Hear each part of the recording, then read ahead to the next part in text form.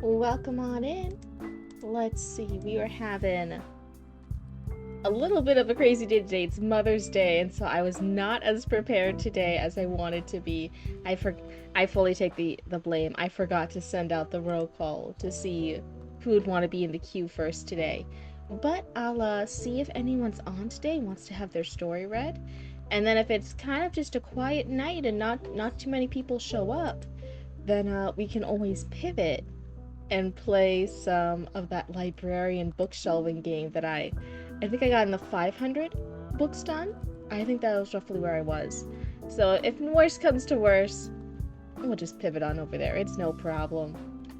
And then for all my lovely Discord raccoons, I can't get the Discord up on my computer.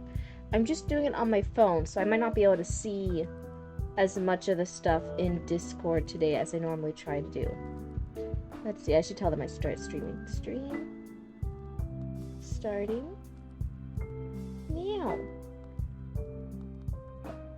Oh, Lucas is doing some editing. That's fun. Hi, Chatty Maddie. Hi, Zoe. How are you guys doing tonight? How was the Mother's Day?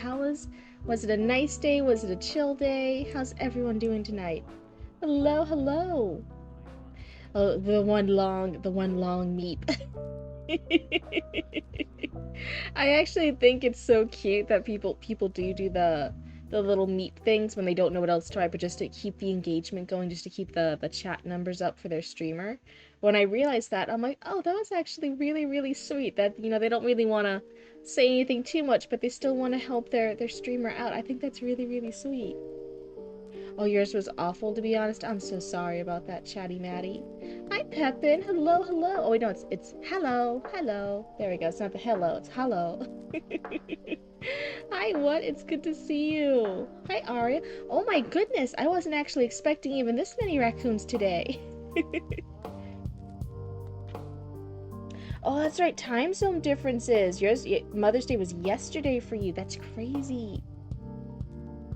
But I have notifications on. I thought stream was tomorrow. Some other people were asking about stream. Am I streaming on the wrong day? Am I? I think I'm streaming on the right day. I stream every other day. You got 2 ideas for stories and I don't know what to pick. Hey, it's not an issue. Write both ideas down in a little post-it note or in 2 little separate, like a little Google Doc that just has the main ideas. And then you just start fleshing them out. See which one speaks to you. When you hit a roadblock with one, just go work on the other. It's all good. There was no stream yesterday. Okay, thank you, Ari. I thought I was losing my mind. I was like, what's going on here? What's happening? Hi, Aaron. Oh my goodness. I just assumed there would be no stream today because of Mother's Day. Well, you know, I stream very late at night for local Cryptid time. So Mother's Day was like during the day. Like we played games with Mama Cryptid. We got the card. We exchanged the presents. We went out and did some shopping. We had dinner. We did all that stuff during the day. But nightime's just like whatever time. I think Mama Cryptid's only even up just to hang out with Luna Tunafish. You know, after this, she's gonna go to bed. You went to a winery? Oh, that's so fancy. That sounds like a great way to spend Mother's Day. It's the right day. The days blended together for me. They blend together for me all the time. Running my own business, especially like a home business, like what are days? I sometimes know Sunday, because that's the day that the mail person doesn't pick up mail. But other than that, all days are the same. Like, time has no meaning. That's right. Happy Mother's Day. So, oh my god, we could have done this as a Mother's Day stream. Should I change the title to that? Let's see. Mother's Day stream. Reading your stories and giving critique. Oh man, I really should be doing this with my glasses, huh? And giving critiques. Nope, that's not right. That squiggle does not look right. Discord. And done. Does that look right? Somebody who can actually see Better than on my little small section of a monitor. Tell me if the new stream title looks good. You guys had a 2-hour wait for your food? Oh, but did you guys go out to like a restaurant to eat? Yeah, I'm sure restaurants were like packed crazy. Auntie Cryptid, I learned a new song. It's about Oh, yeah? pineapple pizza. I sang it to the enemy raccoons and they threw my some trash and pepperoni pizza. Pepperoni pizza is so gross. What? I cleaned all their cotton candy for that. What? Pepperoni pizza isn't gross, baby raccoon. What are you talking about? What are you saying? And you cleaned all their cotton candy for that? That's so mean. That's like a war crime. Oh my god. Oh, did I have a semicolon? Oopsie, oopsie. Yeah, see, this is why Cryptid shouldn't type things when she can't see. Okay. Okay, everyone double check me on that. Thank you for pointing that out, Arya. So let's see. Tell Mama Cryptid a happy Mother's Day from their favorite raccoon, Archie. The news anchor raccoon. She said thank you. Thank you, Zoe, for pointing out. Yeah. Hi, Aaron. So, okay, good now? It looks all good? Sweet. Yeah. Alrighty. So, we have a few different raccoons here in the stream. More than I thought. I thought today would be a chill, slower night with my model glitch, you know? So, let's see over here. Let me pull up the story submissions queue. Is Eli in? Eli... I mean, Lord Sanctify is still technically first. They had another spot, but we also read them yesterday. So I'm like, just to have other people have a turn too. I think Eli Illustrates is actually up next. I don't think I saw them. I don't remember saying hi to them. After that, it's Superstar and Nova. If I'm remembering everyone's place and turn right. Ooh, woo. Oh my goodness. Yeah. It's Eli. It's E-L-I. Eli. Or is it pronounced Ellie? Ooh, oops, have I been saying it wrong this whole time? Oopsie, my bad. Is it pronounced Ellie Illustrates? Ooh, I'm so sorry. 45 stream streak! Oh my goodness. Well, first of all, thank you so much. That's crazy. Oh my goodness. I'm over here like, ah! That's so sweet of you. Thank you, guys. Alrighty. Whew, shake it off. I'm normal about it. You're on 16? Oh my goodness. People who... Again, it's never required. I know some people are more casual viewers, right? They just like lurking. They just like hanging out sometimes and popping in like every few months. It's all good. That doesn't like make you like better or worse or anything. But like it's just a really big honor that people like show up consistently to like hang out here and support other writers and support me. I'm like over here like, oh my gosh. It's so crazy. If everyone overtakes my 61 stream streak, it's gonna be crazy. There's gonna be like one random sick day or something, or like when you're moving over to Greece and you're on the airplane, that's when I'll be streaming. You're just gonna miss like one random stream, and then there's gonna be some other raccoon that's like, yes, I overtook Jenny Maddie's streak. Oh my goodness, that's gonna be to fight you for it. Don't jinx it. Oh my goodness. Hi, Documancer. Let's see. So Eli, Superstar, Nova, Hugo. Did we see Hugo earlier?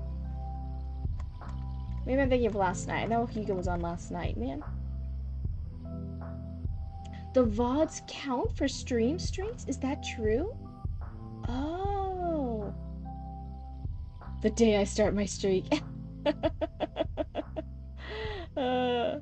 Where are we on the list? I'm trying to figure out who's going to go first tonight. So I'm calling out some of the earlier people. So I called out Superstar, Nova, Hugo, Galler 15. Galler? Did I see them? Let me do a little quickie looks through the chat. It won't always let you use them? Oh, is that true? What makes it count and not count? Galler's was the first pronunciation. Okay, okay. Galler. And then after that, it's What and Death's Head. And What is here? What's almost on 56th Street? What? Do you want to go tonight? Oh, it has to be the most recent VOD, and then that one counts. Oh. Sweet, sweet. Okay, you do want to go? Sweet, awesome. Let me go ahead and get to your spot then. Oh, wait, I almost skipped right past it. So what? This is A Forgotten Prince Chapter 6 continued. Wait, I'm almost highlighting the wrong thing. What? Control C. And then... Come here, OBS. Start listening to me. You gotta behave.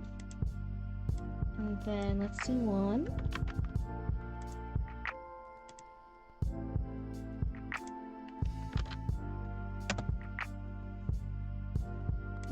Alright, over here. Over here. Twitch is being dumb? Oh no. And hi, Happy. It's good to see you. Callie's just purged entirely from book 1 and the book flows so much better. Well, one, that's a huge edit. So huge congrats on getting that edit done. But yeah, that's actually so crazy because, wait, like, not to spoil too much. This is just a little peeksy behind the curtain. Oh yeah, right here. You can kind of see there's this little, thing right here. This is the edit report. I'll show this little sneak peek of the first page. But yeah, Callie's actually, there's I go through not line by line, character by character, most of the characters that are in Act 1. And I was giving like critiques and feedback on it, and one of the ones that I was like the harshest on, I'm like, Callie either needs a lot of work or you might need to consider removing her. Callie was Callie was like, I'm like, what is going on here?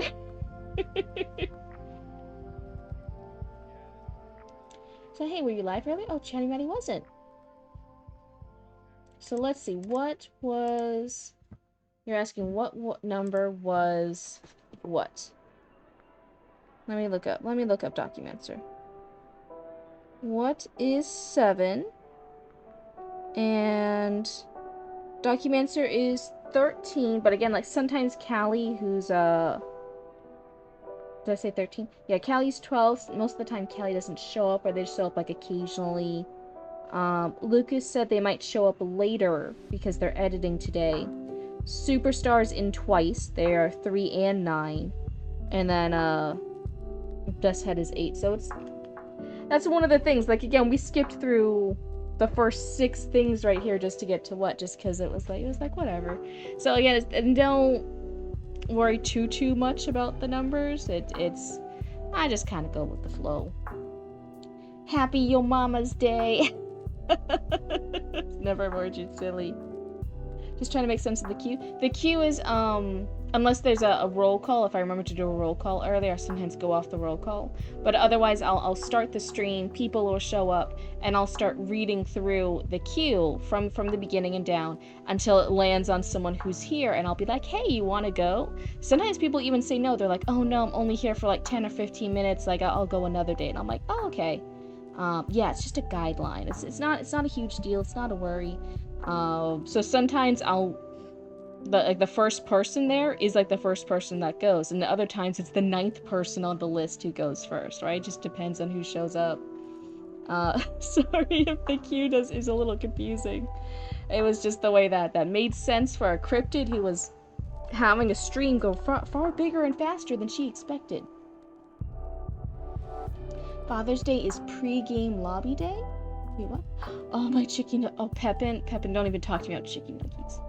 Okay, Pepin, you don't understand. So, I was out shopping with Mama Cryptid. We were picking up some stuff for dinner real quick, right? And I was over there, and a lot of the times I fall into the habit of when we're out, I'll, like, ask to stop and I'll get chicken nuggets, right? It's a really bad habit, and I was convincing myself, no, we have food at home. We have food at home. So I was a good Cryptid, and I did not waste the money on chicken nuggies while we were out, and I ate dinner at home. And I forgot. I put it out of my mind, and I'm like, yeah, I did it. It was all good. I'm an adult. Yeah, I love chicken nuggies too. Oh my god. So afterwards, we're later on having our evening walk, and then me and Mama Cryptid are like obviously talking about like currency and stuff, what things are worth, and something's worth 3 chicken nugget meals. That's what Mama Cryptid says. And I'm like, no! Why did you bring up chicken nuggies? Now I want chicken nuggies again. No! I was over there and I'm like, oh no. And she's like, no, but something's this longer term thing. It's worth 3 chicken nuggets meals. Wouldn't you rather have that? And I'm like, no, I want 3 chicken nugget meals. I want them now. Oh no, I'm a terrible adult. I'm a horrible adult. Nobody listened to me. Hello. Welcome on in. But yeah, sorry, I was just complaining about chicken nugget meals. Before we get started on storytime critique. Right? I don't know if the tavern's on tonight. I know there's a lot of people here who are also Black Dragon Tavern fans, right? Especially Chatty Maddie's group. So anyone else know if Black Dragon Tavern's gonna be on? There's always people excited to see them stream, right? They're a fun group. I had chicken tenders today. Oh my god, Aaron, I'm jealous. No, get out of here, banned. Banned, how dare you. Speaking of nuggies, I found at McDonald's in the UK max out a 9 instead of 10. Do you mean for their nugget meals? They're a 9-piece instead of a 10-piece? That's so interesting. That's all I ate today. That's a nutritious and balanced meal, right? Just eating some chicken nuggies and nothing else all day? I think Aaron's fine. That's totally fine. Oh, that's right. She might be doing Mother's Day. Yeah, I know a lot of streamer schedules are different just because it is the Mother's Day. Hold on, you guys are gonna hear some shifting around while I move my chair. And then my chair doesn't get stuck. Alrighty. Yeah, that makes sense. Another reason to hate the British. Listen, more chicken nuggets for us. That's all. Just more chicken nuggets for us. No, speaking of food. Alright. Sorry, that was Cryptid side tangent. That was the chicken nuggets conversation. Now, you said I left off at chapter... Let me look at the thingamajig again. Chapter 6. That's what it says in the thing. Chapter 6. So for all of my new raccoons tuning in, hello and welcome on in. But yes, here, you guys here in chat actually submit things to the story queue. And then here, I actually read them aloud to you guys. And we read a couple pages. I offer critique right here. And again, it's not scary. It's not too harsh. We're all just trying to become better storytellers together, including me. And then you guys in chat can also give critique and feedback. The only rule is you gotta be nice about it. We're only here to help each other out. We're not here to tear anybody down. That's all, right? Baby raccoon agrees. Nope. There he goes. Look at that baby raccoon. Do we want baby raccoon to have his fridge again? It's been a little while. Let me see. Let's see. There's his little fridge. There we go. That way it's not taking up as much room. Raccoon, and there's baby raccoon's fridge again. You guys were able to fix part of the pipes? Nice. Hi Zatara, welcome on in. You were able to take a tub? Do you mean take a bath? Aaron, what do you mean take a tub? Do you mean take a bath? Oh my goodness, that's silly. I've said far sillier things though, don't worry. I'm not judging. So for this particular story, we've actually been reading it in parts and pieces over time. We've gotten all the way up to chapter 6, where I think I actually read part of this, and we are continuing. So for this one, much like Witchers, there are Grim Wardens, people who have been trained since an incredibly young age in very vicious, very harsh conditions with a low survival rate. And in exchange, they are incredible fighters, and they can have potions and get these supernatural or near supernatural abilities. And we are following a Grim Warden who is actually a prince of this place. And his grandfather, the king, sent him off when he was but a wee baby to be a Grim Warden. And now he is out here, he has joined a war, and he is leading the charge. He is taking command of some troops, and he's off fighting. He's fighting the enemy. Aaron's going to bed now. Have a wonderful night, Aaron. Thank you so much for stopping in. Shank is here. You know about medieval warfare? Oh, that's gonna be so good. It's 10 p.m. You're up so late. Oh my goodness, Aaron, how... I was gonna make a joke like, Aaron, how old are you? Oh no. But Pepin, that's an amazing thing. I know more, if you guys ever hear me go on my little nerdy rants, I happen to know about more historical costuming, historical sewing, and normally about specific regions. You know, you have some different cultures and different regions of the world that I will therefore not be an expert in. But I do know like a little bit about a lot of historical sewing and costuming stuff. So that's really exciting, and I've occasionally been able to give some cool insight into stuff. I was born in 2001. Oh, you're a baby. You're a baby. Aaron, yeah, it's your bedtime. Go to sleep. You're a baby. You're at past baby bedtime. What? Go to sleep. Eat your chicky nuggets. Go to sleep. I'm not that young. You're, dear God. Born after 2000. You're a baby.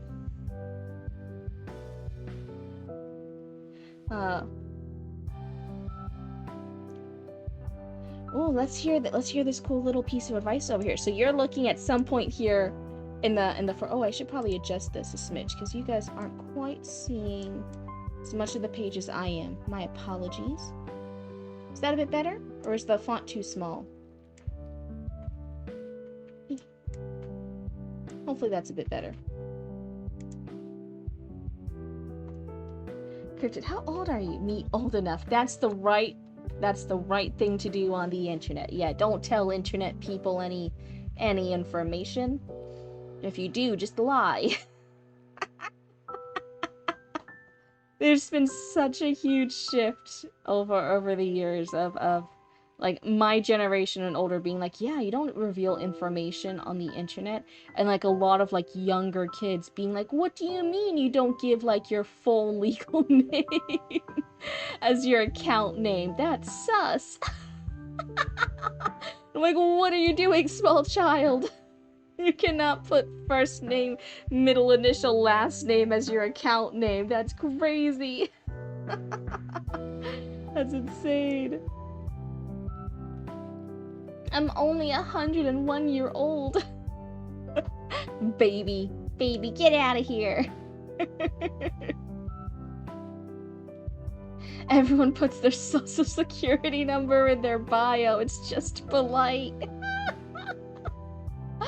I even saw things like people being like, oh yeah, like in your about you section, you should put all your triggers and stuff. And all the things that give you the ick and that trigger you. And everyone else is like, no, everyone's gonna troll you and use those triggers against you. What are you talking about? This is common internet sense. What's happening?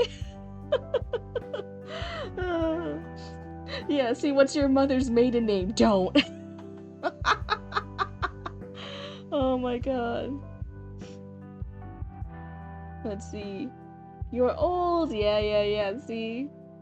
It's past curfew for baby raccoons, depending on the time zone, yeah. Oh my goodness. So yeah. But anyway, sorry, I got so sidetracked. So Pepin, you actually have some great insight over here. You were looking somewhere here, which I have been too ADHD, and I haven't looked at these opening paragraphs yet. But you're looking at this opening fight scene, and you said you don't think the spears should be pointed up if they are facing infantry, blah blah blah blah blah. They will be pointed towards the enemy. Let's see. Let's see if I can find the section that way we can point it out to what?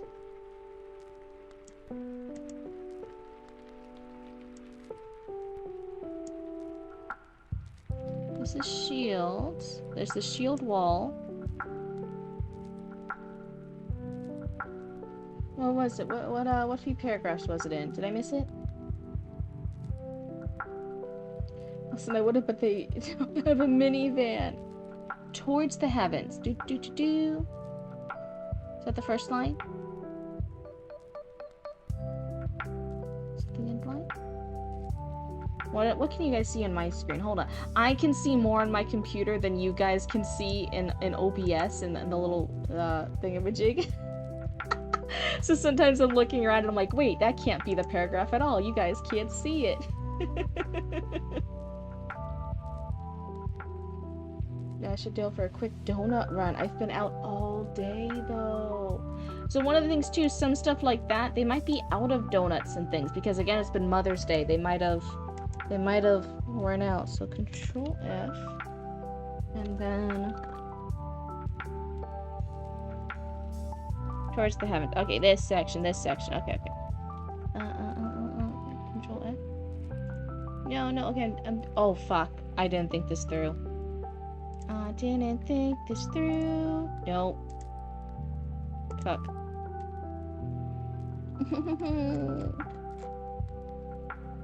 So this is night mode. This is night mode on Google Docs. I made an oopsie. If you guys look, the exit out of Control F is underneath the night mode button. That's what turns off the night mode. People talked about this. They're like, oh yeah, if you do a lot of Control S, if you do a lot of this stuff, the placement for night mode will always block it. So it's bad. It's bad set layout. I'm like, I never use that stuff. It's fine. And now I use the thing, and now I'm like, shit. Is that just gonna be here forever? Okay, can I... Oh, it's gonna flashbang. I'm gonna put it into the corner. Hold on. It's in the corner. It's in the corner. Please let me exit out of it. Nope. It's like that forever now. Wow. I'll never have to use it. Dang, nabbit. To be fair, I haven't used it in over 6 months of streaming. So I wasn't wrong. Oh my god.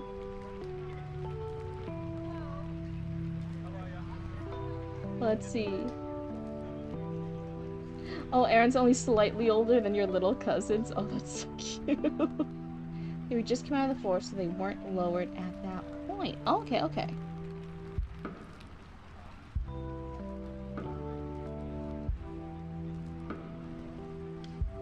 This is just nitpicky stuff anyway. It's all the nitpicky stuff that's fun though, isn't it? When you're really knowledgeable about a topic, then you're always like, hey, I know.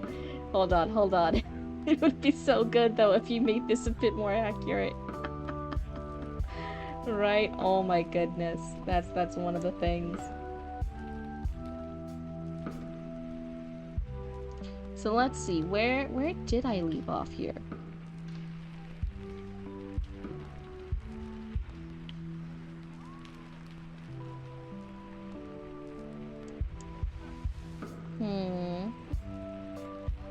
I don't think we were here.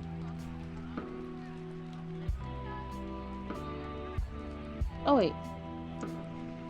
I think we did have this split scene, right? Oh, hello, and hey, welcome to the Cryptid cult. I hope you like hanging out with us. Evening? Yeah. So I'm currently trying to find where I left off in this story to have a little reading chat and critique. But yeah, I was telling all my other raccoons in this little segment, I actually read your guys' stories. You guys submit different stories for me. I read a couple pages here on stream. I will always give feedback. I'll give a couple pieces of feedback. Nothing crazy, nothing too harsh. We all just want to be better storytellers together. But you guys in chat can point stuff out too, especially stuff that I might miss or I might not be knowledgeable about, right? And that way, we can all become better. The scene split from red. Oh, okay. And, but yeah, the only rule is you guys also have to be nice, right? We want to encourage each other as writers, not tear each other down. That's all.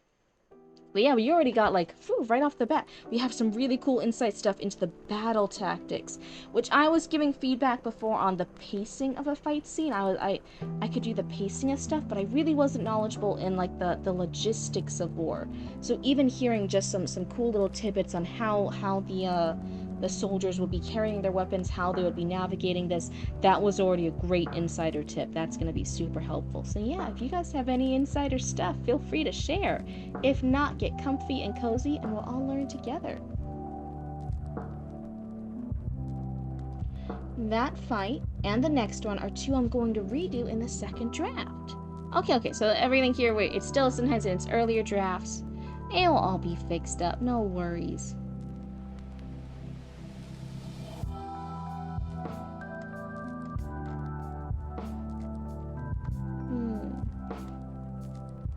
The scene split from Ren.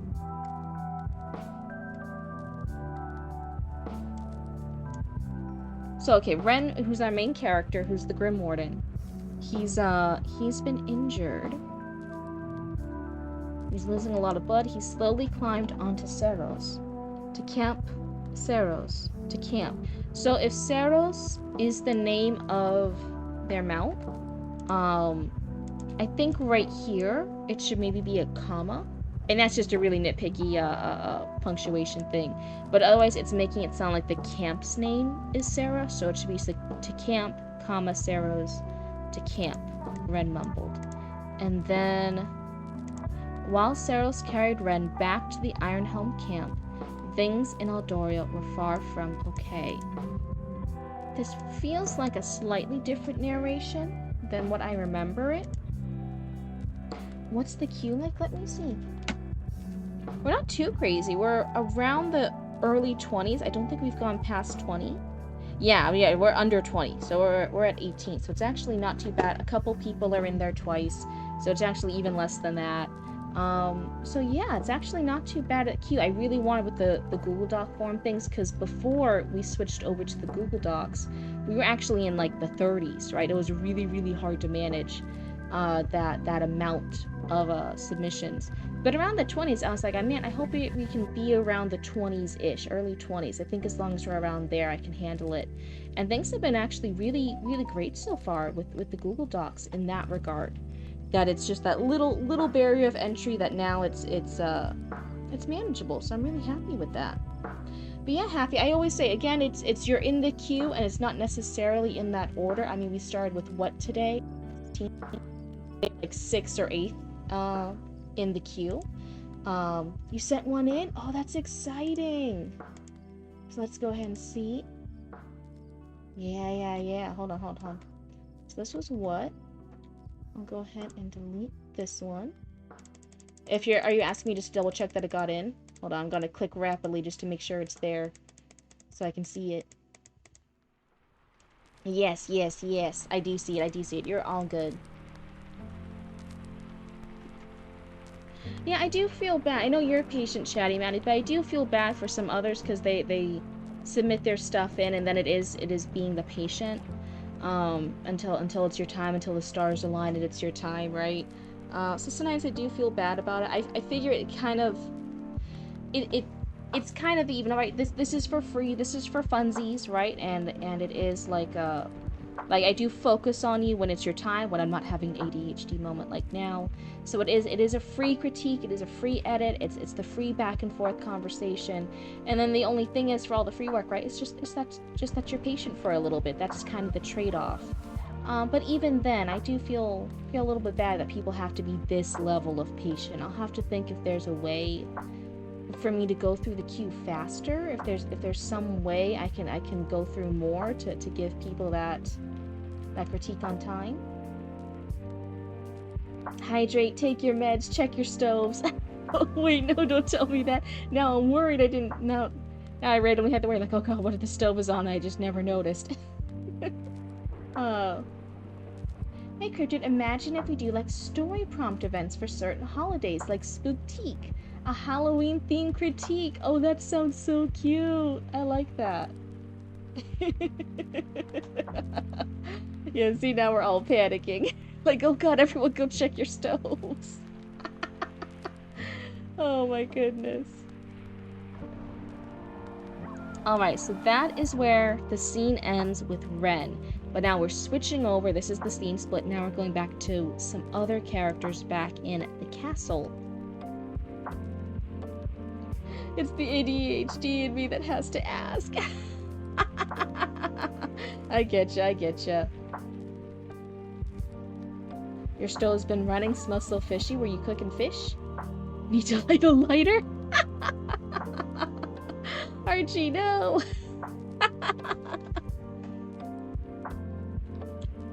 So 20 fucking years of nothing, Alora yelled as she threw a candle holder across the room.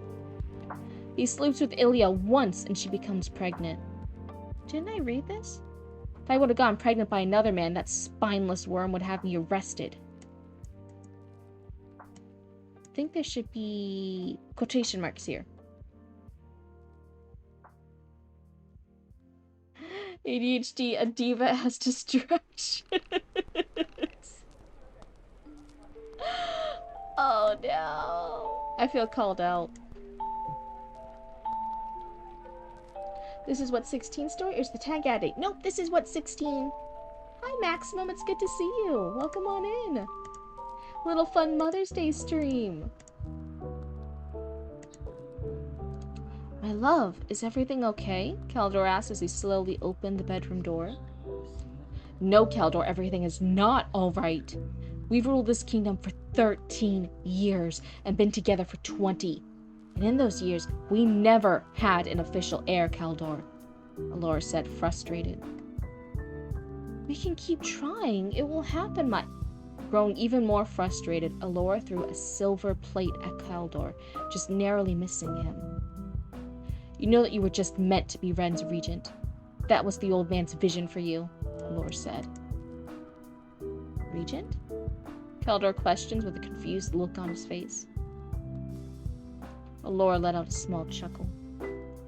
I found one of his journals shortly after he died. His grand plan for Ren was to follow an idea that King Rendalis I had, which was to turn Aldoria into an empire. Father even gave Ren a letter to depose you as king, Alora said. Kaldor stood in silence as he tried to process the information that he just heard.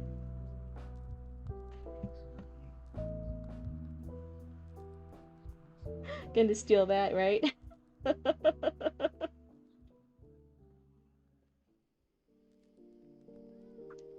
Don't think too hard, Kaldor. You might hurt yourself. Our great King Rendalis got close with a group of Eliani wardens. What they managed to accomplish on the battlefield inspired him in his older years. He thought if a prince became a warden and then took the throne, he would be a king that couldn't be poisoned, and he would be strong enough to conquer Celeria. Alora said as she sat and watched Kaldor's face go pale. If this is true, Alora, then why hasn't Ren taken the throne?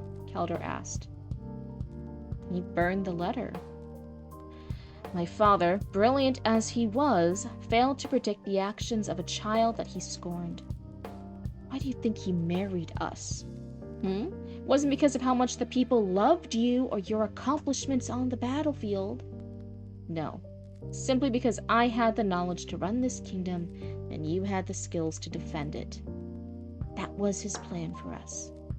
Keep Eldoria stable enough for Ren to take over with minimal problems.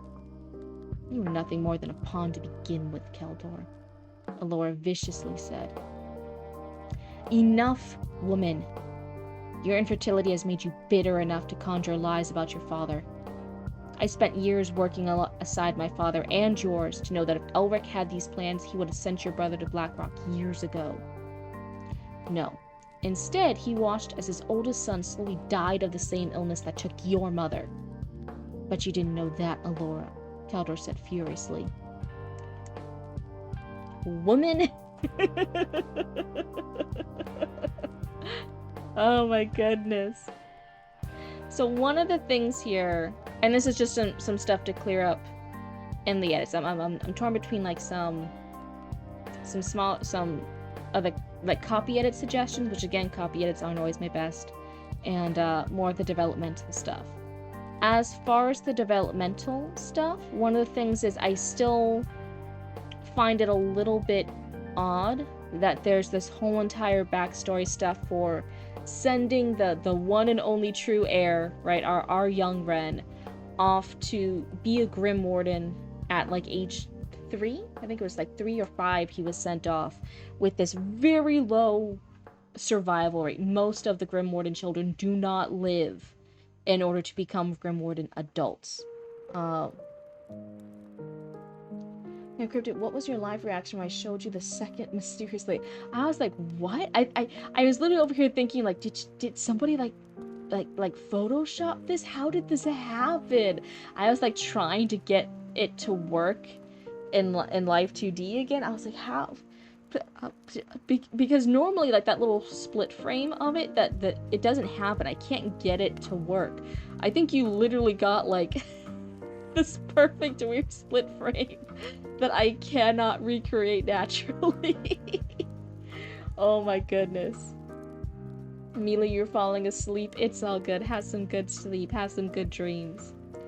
But yeah, the successor, yes, if Baby Ren survived the Grim Warden stuff, he would then be unable to be poisoned, right? Which would be really, really good. You have to go to bed? Oh, hi, Callie. And yeah, if you have to go to bed, then hey, have a good night. No worries. Only you can find the ladies. I think I'm gonna have it in the lore that Cryptid does not know about the white ladies at all. She just keeps hearing the other raccoons talk about it. She's like, what? What? I don't see it. What are you guys talking about? Like, every time Cryptid's not there is when the white ladies are there, and then every time Cryptid looks behind her, then the white ladies are gone. She's like, what are you raccoons doing? I think it's gonna be the new bit. So what was I saying? Yeah, so if Ren survived, he would be a king, a ruler that would be immune to poison. But then he spent all of his life until then, if he lives, if he survives, only being trained in being a Grim Warden, only being trained in being a fighter. This kind of like great supernatural adjacent mercenary type figure. But he hasn't learned like politics, he hasn't learned diplomacy, he hasn't learned history, he hasn't learned all the stuff that a young prince who is destined to be the main ruling leader of a kingdom should be learning. That way he could be an accomplished ruler once he gets the throne. Yes, no worries. Right, and it teases Archie's the only one who sees the middle one. I'm gonna call her the gray lady, because so there will be the white lady, the gray lady, and maybe we'll just have a recurring cast of all these different other ladies. Oh my goodness. He has a little bit of Riz. Yeah. Are we allowed to make development suggestions? You can ask what? So sometimes, again, the main thing I always ask is that you guys in chat are just nice about it. Same thing here. I'm like, I'm a little confused about it, but hey, it's whatever. And then, don't be upset if the writer doesn't take your suggestion. That's all. But yeah, what do you think about other people in chat giving you some ideas? How we feeling? How's the vibe? Yeah, sure. Perfect. But otherwise, I actually... So yeah, besides, that's like background lore stuff that I'm like, I'm still not quite sure about. I'm still not quite sure how that logically made sense to the king, to Ren's grandfather who made this decision.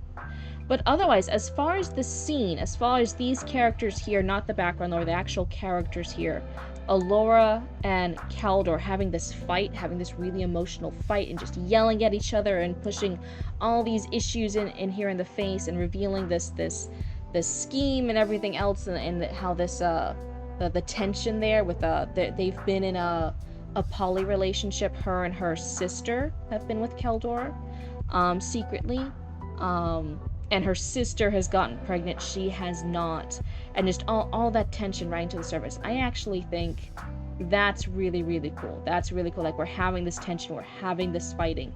This feels like a good scene because of that.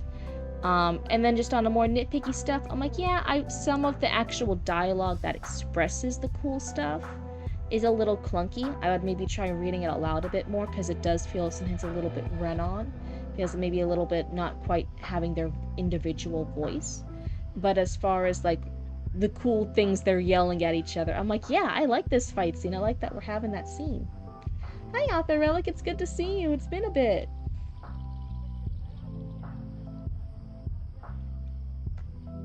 This is a lot of me toning down the story from the darker and graphic it originally was. Oh yeah.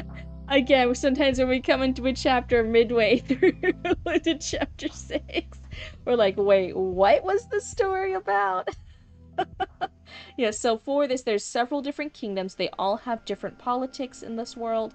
Some of the kingdoms do allow polyamory. This particular kingdom does not. So whoever you're married to is who you're married to. But yeah, so Kaldor is the ruling leader of this kingdom, but he is not the nobility. He is not blood related to the throne. He married in, and it's the two sisters. So he is... Auntie Cryptid, oh, yeah? I've got some great news. I just watched Con 6 News, and Archie and Arya have agreed to a temporary ceasefire in celebration of Mother's Day. Oh my goodness, all this other different news. Oh my god, I feel so behind with Raccoon News. I'm getting so excited with it. I'm already buzzing with ideas where if I had more free time, I'd be like, yeah, what other stuff can we write? I want to write like cool things for Cryptid and other raccoons and other side stories for this. This feels like such a huge plot time for Raccoon News, where a lot of plot stuff is happening with the Civil War segment. I'm over here like, this is so cool, this is so exciting. But yeah, there's a temporary ceasefire for Mother's Day. I guess everyone should enjoy it until Mother's Day is over and the all the raccoons start fighting again. Listen, I've low-key been thinking about making a world map for the Cryptid world. You would know more things about it than I do. I have not thought that far ahead. But I always say Raccoon Channel 6 News is kind of more like canon adjacent. It's like fun little fan world building and stuff.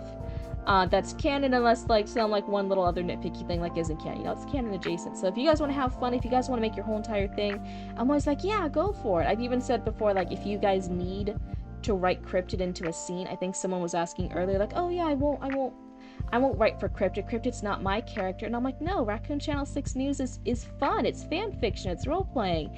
If you need to yoink Cryptid in to write something and have a scene done, that's all good.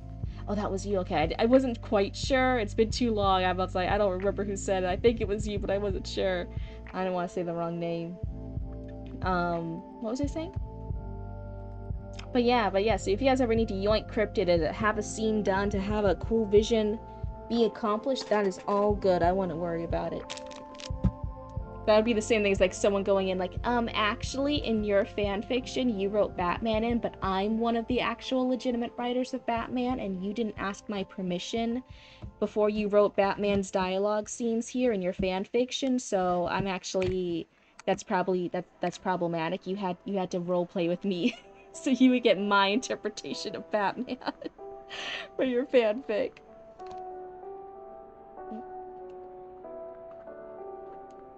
Sorry, I had to take a sippy. It was just yesterday. I don't know what happened 2 hours ago.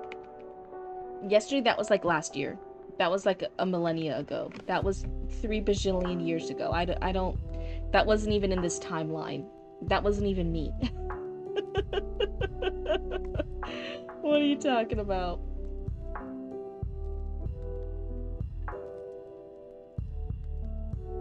Where was I? I feel like I missed some stuff in it. Let's see.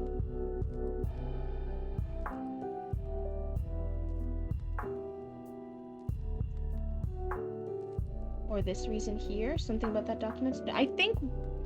Correct me if I'm wrong. It's been a hot minute, so I could be forgetting stuff in this world building. I've been like saying some things for this world building web, but again, I could be out of date. I could be misremembering stuff. I think our character Ren from that fight scene earlier, I think he is the only current blood relative, like the direct line to the throne.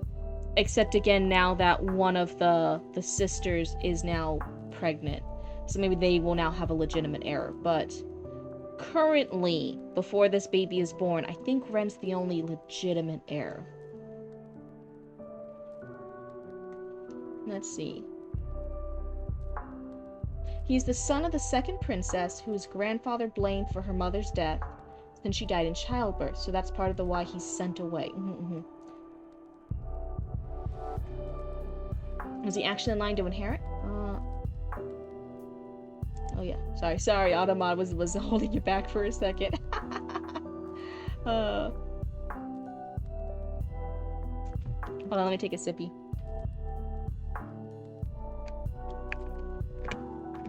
So yeah, let's looking at, so again, some of the background open. I think I've said it before. I'm like, it doesn't make sense for this. Doesn't make sense to treat the one and only single heir this way when they have a low survival rate.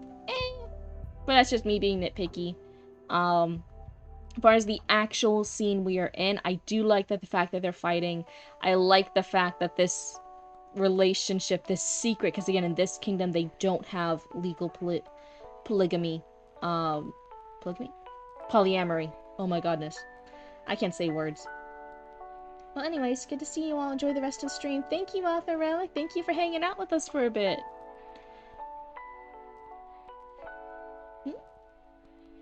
You didn't expect to see them over here? Yeah, sometimes Author Relic pops in and says hi. What was I saying? So I do like the fight scene. I like this escalating tension. I like the emotions being born here. But just for the second edit, when you go through and stuff, I think like, think about how would these exact characters say those lines? What's their personality? How, when you're really, really angry about stuff and you're like shouting, and some of these things they are shouting, they're near shouting, all this different stuff. Normally it's shorter lines. It's very direct and to the point. So they're very, very brutal, but they're shorter, impactful lines sometimes. A lot of their dialogue sometimes is even getting a little run on.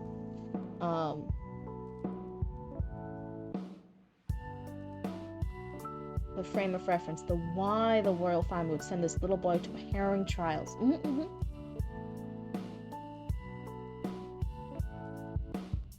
In the original version, Elric, who I think is the grandfather, who's the king who decided this, had a line where an unnamed god took the wrong person to Ilya as a child. Oh, but saying that the god of death took the wrong person to Ilya, to blame, like, oh yeah, the wrong person died.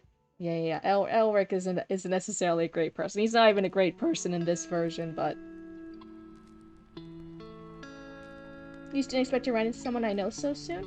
Hey, listen, yeah, the reading and writing category here on Twitch, it's everyone's always described it as it's a smaller, tight-knit community. If you hop around at different people's servers, you'll start seeing a lot of the same usernames in the chat. It's actually really, really fun, because then you're like having a conversation with someone in one stream, that stream will end, you can hop over to someone else's stream, and you'll be like, hey, it's all the same people, oh my goodness, and you can just have fun over there too. It's really, really nice. You'll start familiarizing yourself with a lot of people. But I think for the majority, everyone's here really, really kind and nice and supportive. So yeah, so I like the scene. I'm sorry, I'm repeating myself. I'm just trying to remember where I was. I like the scene, I like the characters, I like the fight. But I would just tweak some of the dialogue stuff to make it a bit more impactful, a little bit more natural. Right? That can always happen in another edit. I'm not worried about that. Where was I? Kaldor said furiously. You asshole. You fucking asshole. I should have you killed for speaking about my mother. Laura threatened as she threw several objects at Kaldor. Kaldor left their bedroom, slamming the door behind him. The queen isn't feeling well today. Ensure that she stays in the room, he said to the two king's guard who stood watch outside the door. Kaldor's mind wondered what if she was right. Why did Elric name him successor? Did he go too far with Alora? You'll run into the magical being known as Creative One.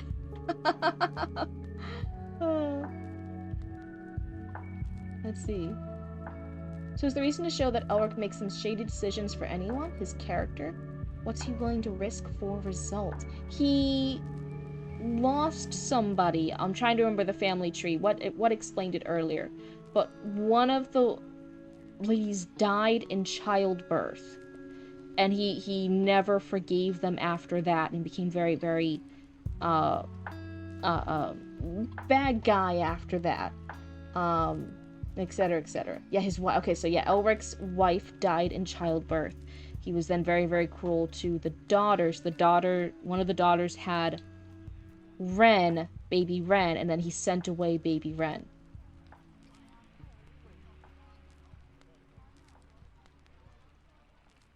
You did a reading for my daughter today?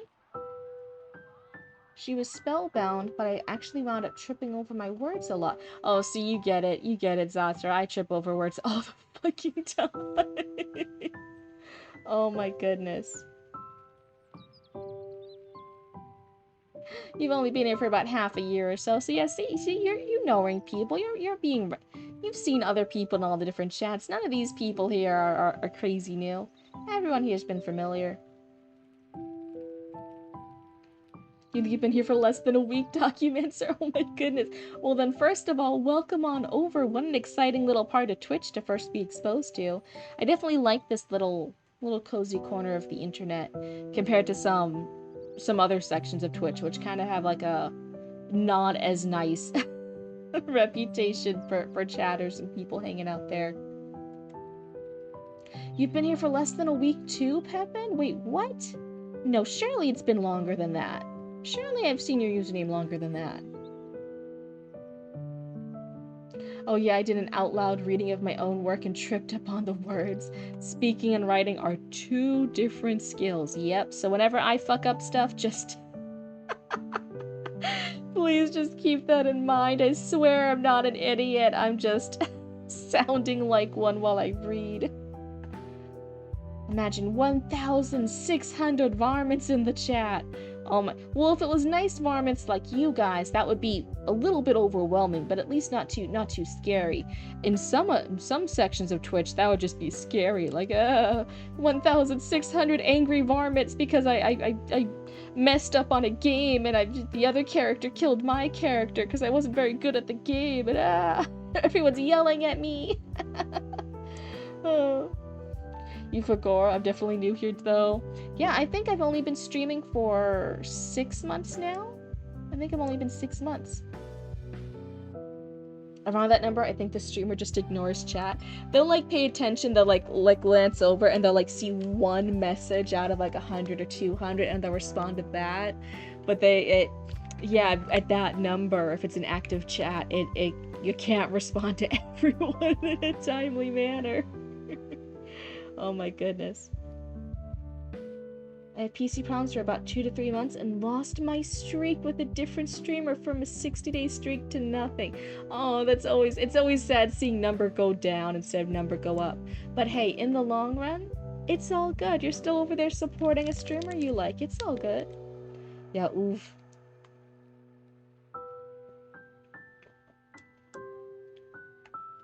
So let's see.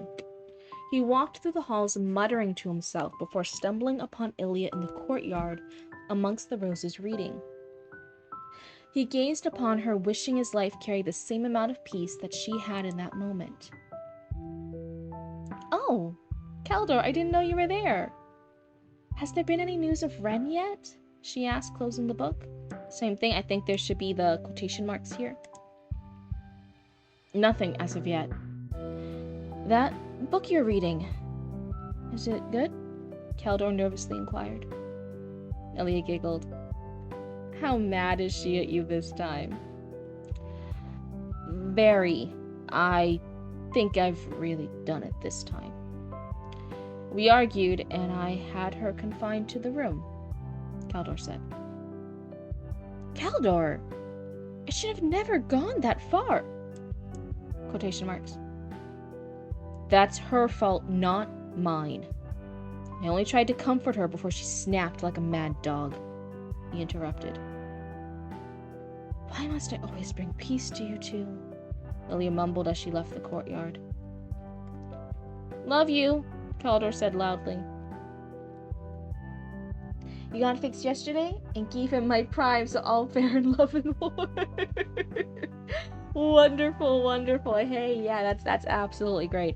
I do think like having the little free, like a little free sub with that you get with Prime is a nice little thing. So yeah, for any raccoons who do not know, this isn't me saying that you have to use it here. You can use it for anyone else. It's all good. But yeah, if you have the Amazon Prime account thingamajig, if you have an account with there, if you link it to like your Twitch account, someone explain it if I'm explaining it wrong, you get basically a free sub. You can sub to somebody with the Prime account, and it counts as that, and you can keep subbing to them every single month. It's just your Prime sub, but it doesn't take any money out of your bank account to give that sub. So it's a little neat, everyone. It's pretty neat. Oh yeah, I choose war. That's good. You gotta stand up for yourself. You gotta be independent. You gotta be strong. You gotta be brave. You can free sub once a month, and it shows a little crown. One free sub a month. That's right. That's right. See, you guys explain it better than I do. I use too many words. Oh my goodness. So that's where it ends. I'm almost sorry if I repeated this section. It sounds familiar. I feel like I've already read it, but maybe I'm wrong. Maybe I didn't actually read it all out. But for the critique, I think the earlier stuff here, so chapter 6 covers that fight scene with Ren. It then switches point of view over to Kaldor and Allura, and then Kaldor leaves Allura, and then it's Kaldor and Ilya. So when it's time for re-editing, I think this will be my last critique for this section. Keep in mind your point of view. So we had the Ren, and then it's scene changes. That's totally normal to change point of view when we have kind of a scene change, right? This is a very clear going from Ren to Allura. No new advancements on the war. Okay, super cool. Though, thank you so much for you and Zoe like adding so many cool things to Raccoon Channel 6 News, though. I'm excited. So the scene change is technically to Allura, I would say, is the main person who starts, and Kaldor is the other person there that happens to be in the room. But then there's a subtle, accidental almost feeling scene shift where then the main character is actually Kaldor, and then it's Kaldor and Ilya, rather than this whole second section just being from Kaldor's point of view, and he's talking to both ladies at separate times. So in one chapter, if there's 3, with that third one kind of being almost a little accidental, feels like a little accidental slip. Point of view changes, that feels a little bit wonky, to the point where I'm almost wondering, one, to make that second section just be Kaldor's point of view. So Kaldor and Allura, Kaldor leaves, then it's Kaldor and Ilya, right? That makes that section just be Kaldor's point of view. And that makes sense, that's totally fine.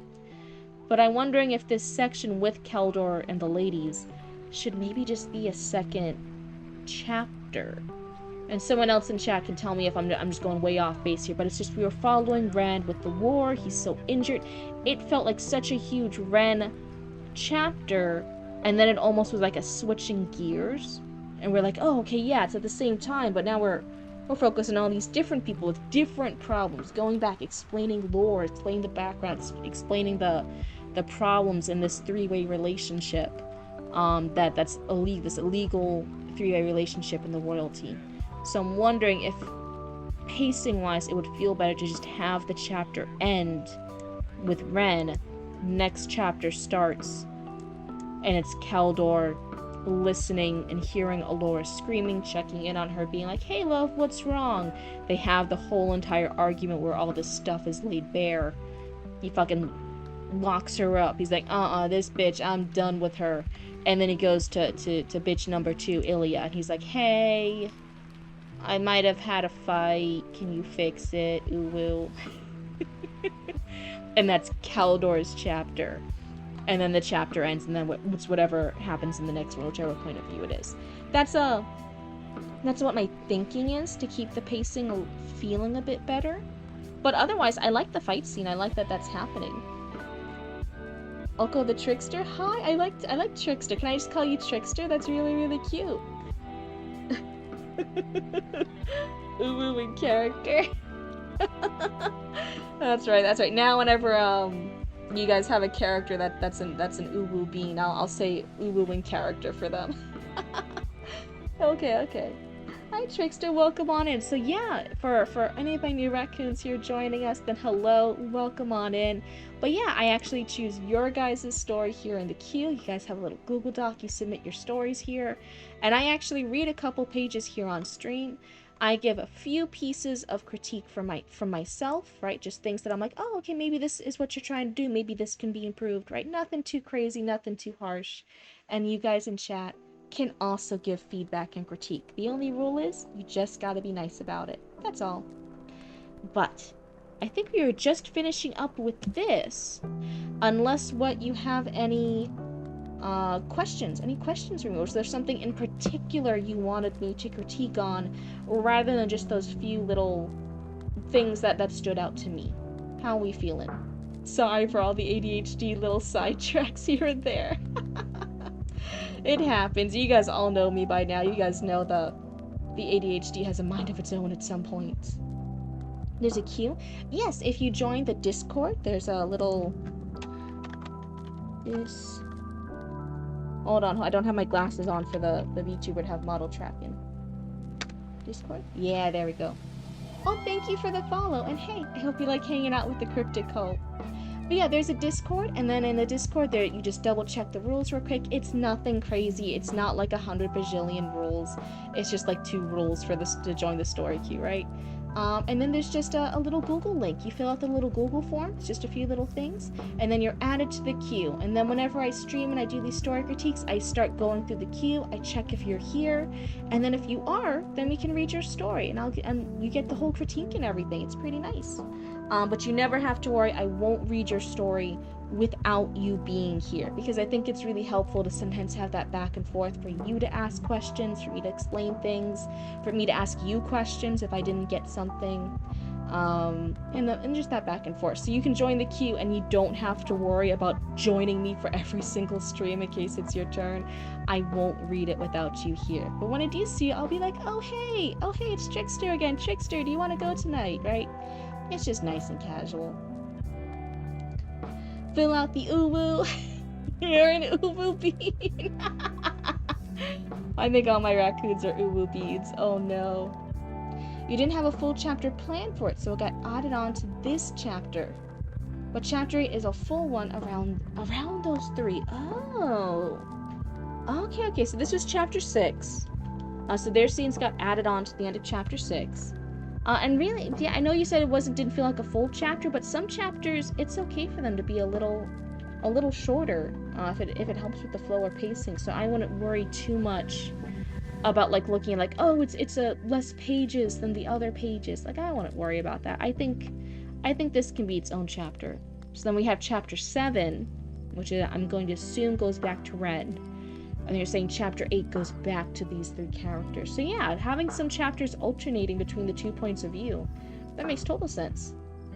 You're gonna hop off, Documentor? Have a wonderful night, Documentor. And hey, thank you so much for hanging out with us. But otherwise, so yeah, you said you didn't have any questions. So yeah, I hope some of the things, again, they're not immediate fixes. I know this is still the earlier rough draft. That's the first draft. And that this is just stuff you're keeping in mind for when you go back and you do that second draft, little round of edits. But yeah, honestly, as far as did it keep my interest, yeah, I actually was super interested in seeing the fight unfold and seeing how these Caldor reacts between both the different women.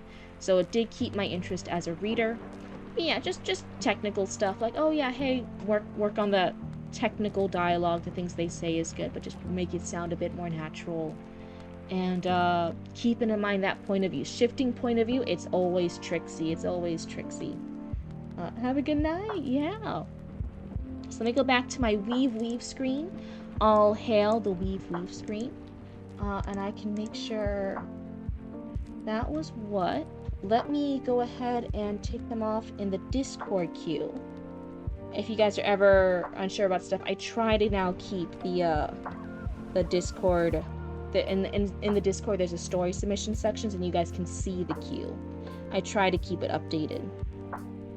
That was what, 16? So I will now get rid of them off the queue.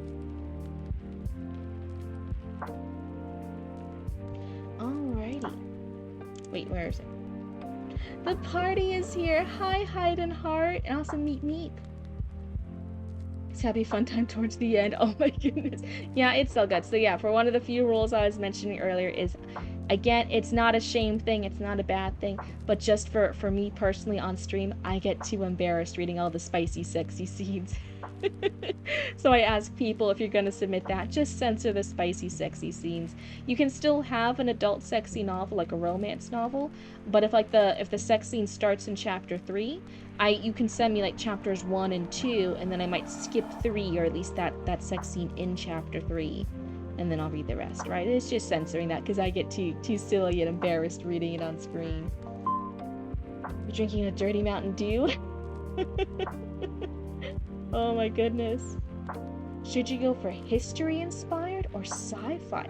Well, one, you already seem to know a lot about medieval fighting and stuff, right? So well, I guess before I ask, what kind of story is it? Is it romance? Is it a big epic battle? Is it fight stuff? Is it a revenge plot? Is it a coming of age story? What you going for? Because I'd say if it's for fighting stuff, then hey, you already know a lot of details about medieval fighting. Why not go for history inspired? But if it doesn't have fighting, it could go either way. You're censoring and summarizing right now.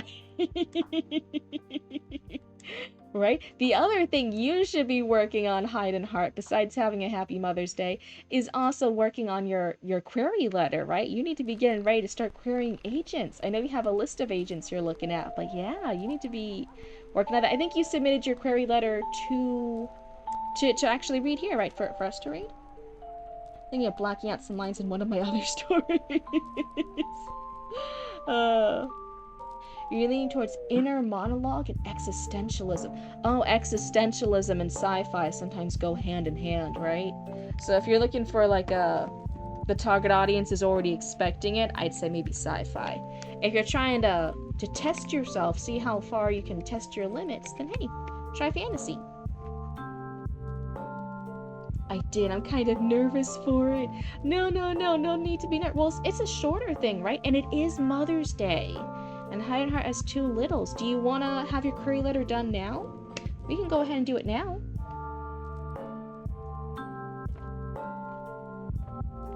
Sorry, the model's looking so weird. I'm literally taking a sip of some Gatorade. I need more electrolytes.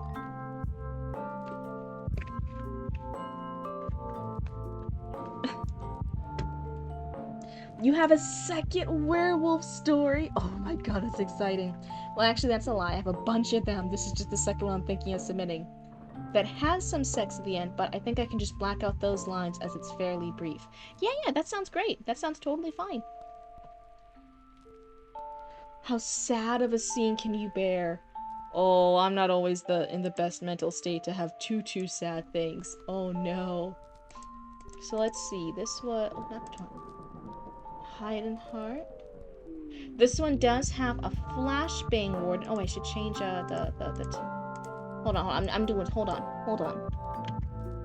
Everyone, all my raccoons, we're all gonna summon our singular brain cells. We're all gonna summon our brain cells into our brains because this is something super important. Super important. This is an agent query letter. Agent query letter. Okay, we're gonna need to do this the best we can. This isn't just giving 1 or 2 pieces of advice. This is giving all the advice we can. Here's the thing. It does have a flashbang warning, so I'm so sorry, everyone. It's gonna be a little bit bright. It's gonna be a little bit bright. Everyone, close your eyeballs if you need to. There we go. And then... restart my lo-fi beats. SEO brain cells. Yep, nothing came. Oh no! Chetty Maddie, you should also be looking at getting your agent and stuff, right? You should be getting ready to do your query letter package, like even while you're doing all these edits for all these different books. So this is a good thing for you to pay attention to. This is what you should be looking forward in the next little bit to be doing. Concentrating to send 0.1 brain cell to Cryptid. Okay, wait, here, I'll raise my little hair antenna so I can receive the brain cells. Here's my little hair antenna, it's receiving the signal. Let's see how well it works. Damn, good thing you didn't reach the end of the beta server then? What's happening? What happened, Dad? You're a fantasy person, Happy? I'll be fully honest. The fantasy's my bias. I really like fantasy. That's my bread and butter. You're a college student, so I can have your 12 brain cells? Oh wait, hold on a second. I don't know if I can juggle that many brain cells. How about I just take like 2? I'll take 2. Okay, I'll take 2, and you can have the other 10, because I don't think I can have that many brain cells. You're thinking of making the crime drama rated R instead of PG-13 since it's been difficult to write. Hey, listen, try whatever thing helps you get the thoughts going, helps you get it out on paper. If that's making it more mature, then hey, that happens. But also, I think you can get away with quite a bit of some more mature content in crime dramas, right? It's crime. Crime stuff is, a lot of it is a little bit more mature, so... Sorry, kids call. Did you have a question for me? No, we were just summoning brain cells. That's all. We were still on the summoning brain cells phase. Oh, because you mentioned you can't handle super sad scenes. Yeah, not right now. It's just on and off. You know, it just depends on my mental state. The ending of that book is super sad. Oh no. Okay. So. Can you guys see the top? Yes, you can. Okay. Let's see. So I want agent name, and then the agent name would be filled in here, right? Just depending on who you're querying. I'm seeking representation for Revenant Seraphim. I'm sorry if I said that funny. A 90,000-word adult post-apocalyptic dark fantasy with strong paranormal romance elements. It will appear to readers of Angelfall, Mad Max, and Lord the Lace's Four Horsemen series. Ooh, this is a nut. You have three comps. Some people struggle to really just come up with 1 or 2, but you got the full 3 here. That's pretty good. This is me showing how ignorant I am, okay, so no one make fun of me. Because we're all learning together. Is Mad Max, was it just the film? Or was it also a book? Was it also a book, or was it just film? Okay, I think this... So this one says, for the most of Sam's life. I think it should be for most of Sam's life. She has survived roaming from settlement to settlement as a rover. She trusts no one and never hopes. When Sam takes shelter from an encroaching horde, she's caught in a brutal revenge raid by the legendary war band, the Seraphim, led by century-old demonic commanders called Revenants. She is captured and learns she's marked, capable of becoming a Revenant. Worse, one of the leaders, Elias, should there be a comma here? Reacts to her with a hungry obsession neither of them understand. You had family who acted in the Mad Max film? That's an insane little flex. That's super cool. That's a super cool fun fact. It was just a film that probably won't hold up. Oh, okay. Yeah, I know. And again, this is me, full disclosure, this is me parroting things that other random critique and editor and agent YouTubers in the booktube community say. So is this me coming from like a place of authority? No. So this is me just parroting other things I have heard, but I have no authority to say if they're true or not. I think for comps, they normally want them to be books. They normally want them to be other books, or at least similar media. Like if you're doing comics, I think then you can like pitch other comics. But I think they normally want them to still be books. And then I heard they even want it to be comps in like the last couple of years. Like successful titles in the last couple of years. How nitpicky that is, how near and dear they do that, I'm not quite sure. Bluba the parrot? I try to be accurate. Like when I know stuff, when I'm like relatively certain in my knowledge, then like yeah, I'll stand by it. But then when I have stuff from like more unreliable sources, like yeah, I'm. Some people get really, really like into like a fight. Like they're like, no, I've heard this, therefore it must be true, and I'm arguing and I'm right. And I'm like, no, full disclosure, I'm not sure. I'm not sure, but this is something I've heard. How verifiable it is, how true that is, I'm not sure. So if there's somebody who has better information or more insider information than me, and it contradicts what I say, I would trust the more reliable source. Full up. I can try. Post-apocalypse hasn't really been at the forefront of romance in a while.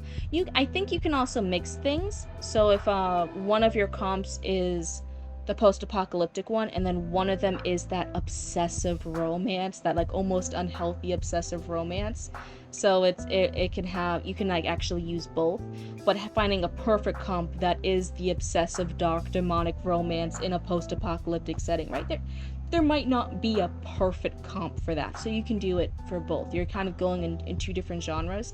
You can have a comp for both genres. Do something that's sexy and dark and obsessive and that unhealthy romance, and readers who like that will like this romance.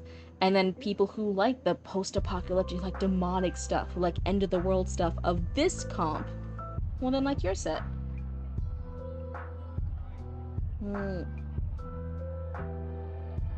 Oh, did I miss something?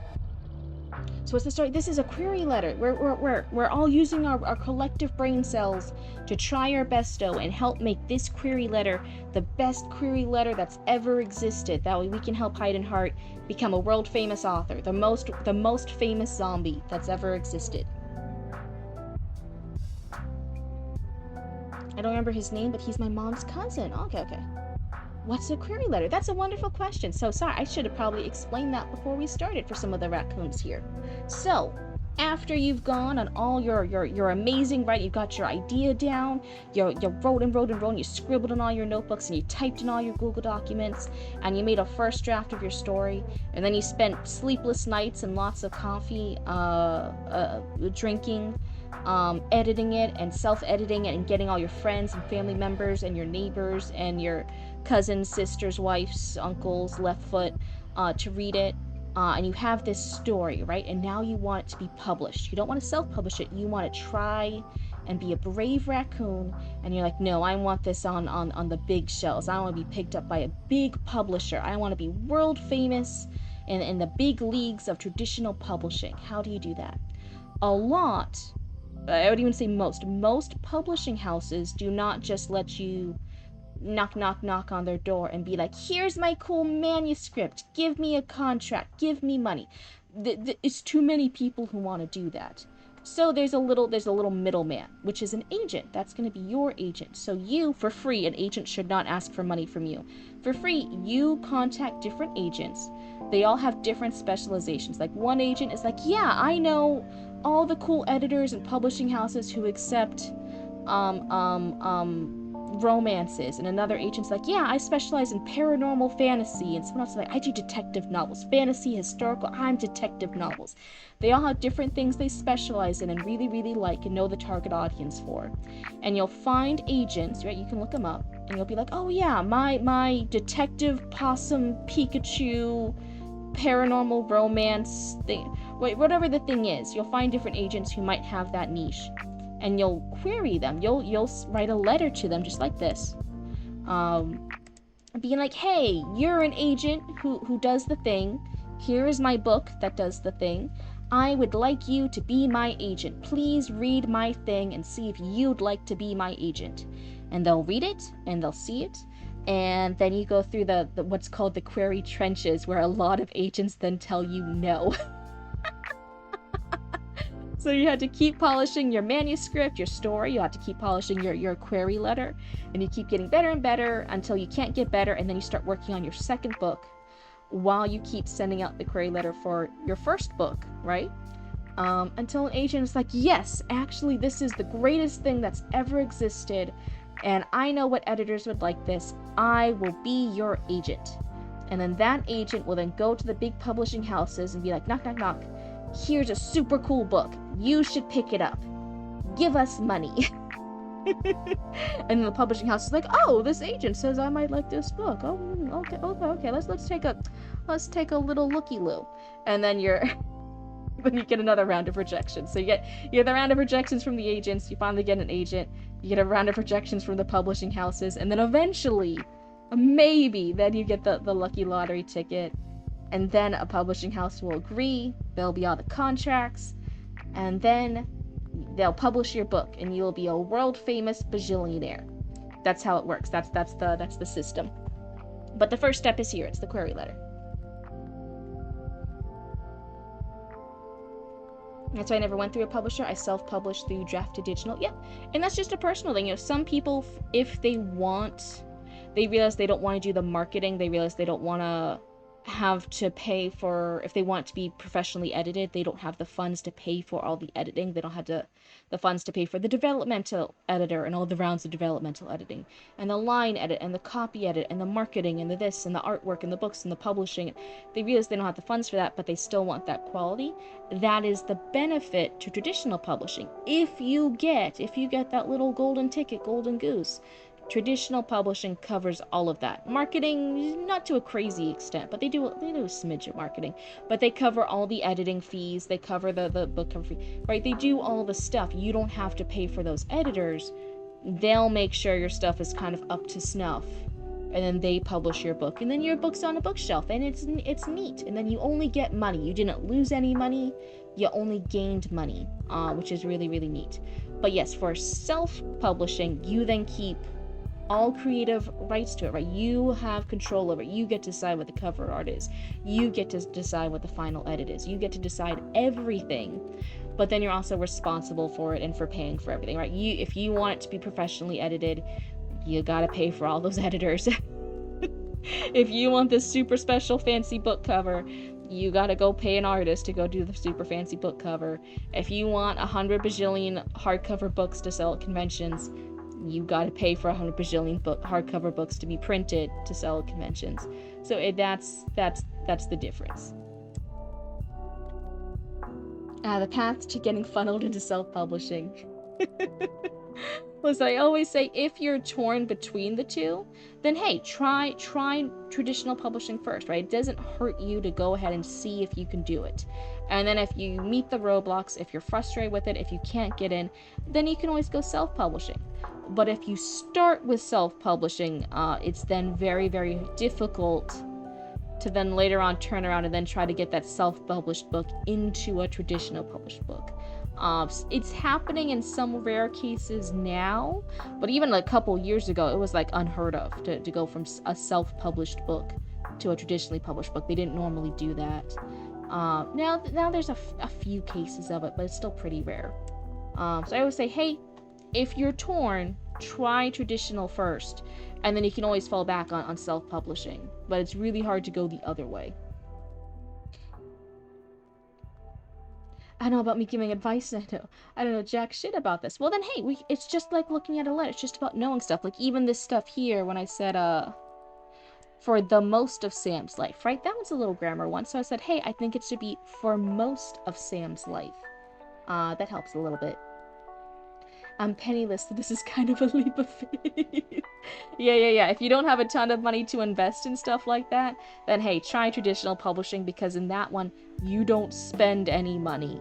Money only comes to you. You're then, hey, if they pick it up, that is a checkaroo right there for a couple $1,000s, even on the low end. That doesn't hurt. Versus if you do self-publishing, then hey, yeah, you controlled everything, but you might be lucky to just get a few dollars, right? Some self-published authors make bank, not gonna lie, they make bank, but they're also really good at marketing, at advertising, at putting out content, at doing all the different stuff, at having a certain quality. It's a lot of work. Full up. When you see a successful self-published author, that is a lot of work. That is full props and respect to them. And they do get a higher cut because it was self-published. But if you don't know if you can do that, if you're a little uncertain about it, then hey, it doesn't matter if the publisher sells 0 books of your book. Just to have the rights to do it, they gotta hand you over a check for a couple thousand. That ain't bad to be guaranteed a couple thousand. Let me tell you, that ain't nothing to sneeze at. When I was in middle school, a kid managed to get his children's book published, and he drew the artwork himself. Hey, that's super neat. You have the advantage of not caring how well my books do because it's simply a hobby I do for fun. Yeah, see, that's also one of the differences, too. You need the money. I feel you decaffeinated. Have I tried not being poor? Yeah, silly. If you're poor, try being rich. Oh man, that's gonna be my new motto. I'm gonna try that now. Oh.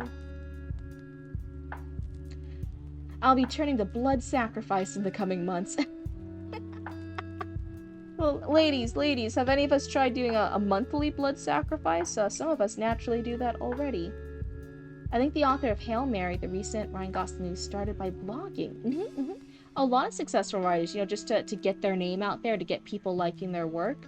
The huge advice for a couple years was like, yeah, have a blog, submit short stories, do different stuff, be in writing competitions, do all the different things, just to get your name out there, just to get people to be a fan of yours, and then they'll want to read your book when it comes out. If I manage to sway book talk with premise, I might have a chance. It's true, that's why I say marketing. If you can market yourself, it's a thing to seriously consider doing self-publishing, because if you can do your own marketing, it helps. Also, if you traditionally publish, they'll help you a smidgen with marketing, just a smidgen. But if they'll still expect you to do your own marketing, even for traditional publishing, just to help your book have the best chance. So whichever route you go, you're still expected to try your besto at some marketing, whether that's TikTok, whether that's blogging, or whether that's doing in-person events at bookshops, whatever that takes, whatever you're comfortable with. But you're expected to do some marketing. But if you're self-publishing, you need to do a lot of marketing because there's no one else helping you out. Nevermore, do you have a developmental editor looking at your work right now? That's exciting. Have a Twitch? Oh, you mean for marketing? Well, hey, I'm still too new to Twitch. I don't know. Is the future no longer on Book Talk? Is the future of self-published authors gonna be on Twitch? That'll be interesting to find out. Trying to contact book influencers might not be a bad idea. It's a mixed bag. It's a mixed bag. So many people come out with like, yeah, the book influencer just took the book. I didn't have a contract with them. They didn't make any content. It feels like a scam. They didn't really do it. It's a mixed bag reaching out to influencers. I say this, I've for the business, for Cryptid Roots, right, for the patches, I've actually even reached out and done some stuff with reaching out to people and asking like, hey, would you like free patches in return for making content about it? And some people just buy their own stuff, make content of our patches and do things for us, which is really in unboxing videos, which is really, really nice and sweet. Thank you anyone who does that. But have I seen huge returns and investments on the influencers doing content and things like that? No, that's not a make or break it. Wonder what kind of rig I should use? A struggling stick figure? Oh, are you planning to have a little model too? That'll be exciting. Oh, what's this? How you go about publishing your book? You can be damn sure I'm buying a copy. Oh, yes, right? I think we're all excited. We're excited to see Hide and Heart succeed. I have no money, so I'm just gonna imagine myself buying it for moral support. Yeah, that's when you just had to like and follow all their content about the book, right? You just gotta be like, hey, if I had money, I would totally buy this book. Everyone else who has money, go buy this book. That way we can help Hide and Heart out. So Hide and Heart, we ready? We ready? Sorry. So yeah, one of the things, even though I think it's a good comp, I've heard, I think they don't necessarily want movie titles. I think they mostly want book titles in the last few years. So keep that in mind. And that's something you can even experiment on. Like try some agents, maybe keep the Mad Max one. And for some other agents, find a comp that's the book title. But yeah, you don't need to find a comp title that's exactly post-apocalyptic romance. You can have, since it's multiple, right? You can have one that's a post-apocalyptic one that fits the vibes. And then you can have an obsessive dark romance for another comp title. That you're like, for readers who like this romance of da-da-da-da-da, but who like post-apocalyptic stuff of blank to blank, they'll like this one. So you can mix it up. It doesn't all have to be in the same genre. It can be parts of the genres.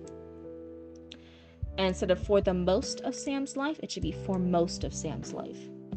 She has survived roaming from settlement to settlement as a rover. She trusts no one and never hopes.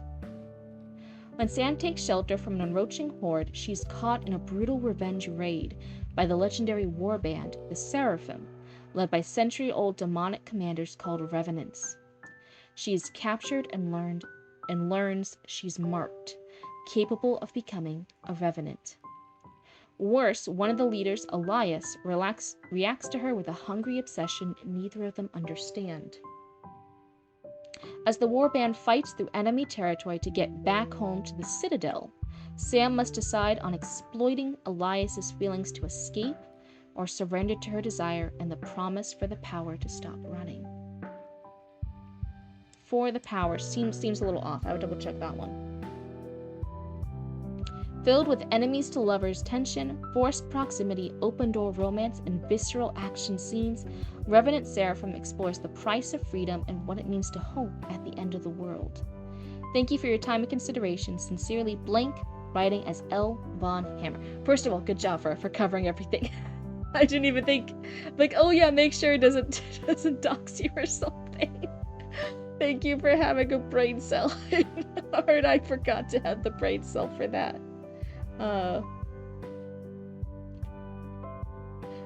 Chatty, I said it has to be recent books. Recent books in the last few years. Those are all. None of those are recent books. Chatty Matty. Oh my goodness. L. Von Hammer is a ruinously cool name. Okay. Oh, thank you for the sub. Wait, Decapitator. Wait, I'm gonna blush. Thank you. That's very kind of you. Thank you so much. For 5 months? That's crazy. Wait, did I have that goal? That's crazy. I didn't realize that was a subs goal. Could Mortal Engines be a comp? Because I forgot that was a book before a movie. I don't know. Star Wars has recent, but you know what I mean. That's a huge franchise. Sometimes if you do something from a too huge franchise, it's a little like. I would. There's a lot of videos on BookTube and other places that give a lot of like advice on writing a query letter and what kind of comps to use in your query letter. So I would like kind of go through that a little bit, see what other people are doing, see what the advice is from other agents and editors. Because from what I've heard, I'm like, I wouldn't recommend that as a comp title. I don't know about that. We back after then? No problem, Deathhead. We'll see you later. Should I not use my regular email when I send my story? It has my name on it. I don't think I see your email unless you put in your email in the book. If in your story there's your email, then yeah, consider censoring it. But as far as like, oh no, like for the Google Docs form, I don't see what your email is. I have no idea that. You don't have to worry about that. Oh my god, please add me in the Discord so I don't miss it. You're all good. One more follower to 300. I was just telling Mama Cryptid, I'm like, oh, I'm gonna be like optimistic. I think we can reach 300 at some point this month.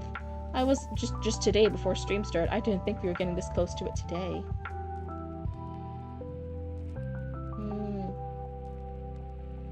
Hype train. Oh my goodness, what was wrong? Oh, look at all the dancing Mothman. It's so cute. Dance. One more. It's okay, the overlap of dystopian and post-apocalyptic is pretty large. True, right? Yeah, one more follower until 300, and I'm gonna look away now. Ooh, that's gonna nerve-wracking. So focusing, channeling all the brain cells. All my raccoons were so nice, and they were sending brain cells my way, so we could look at this.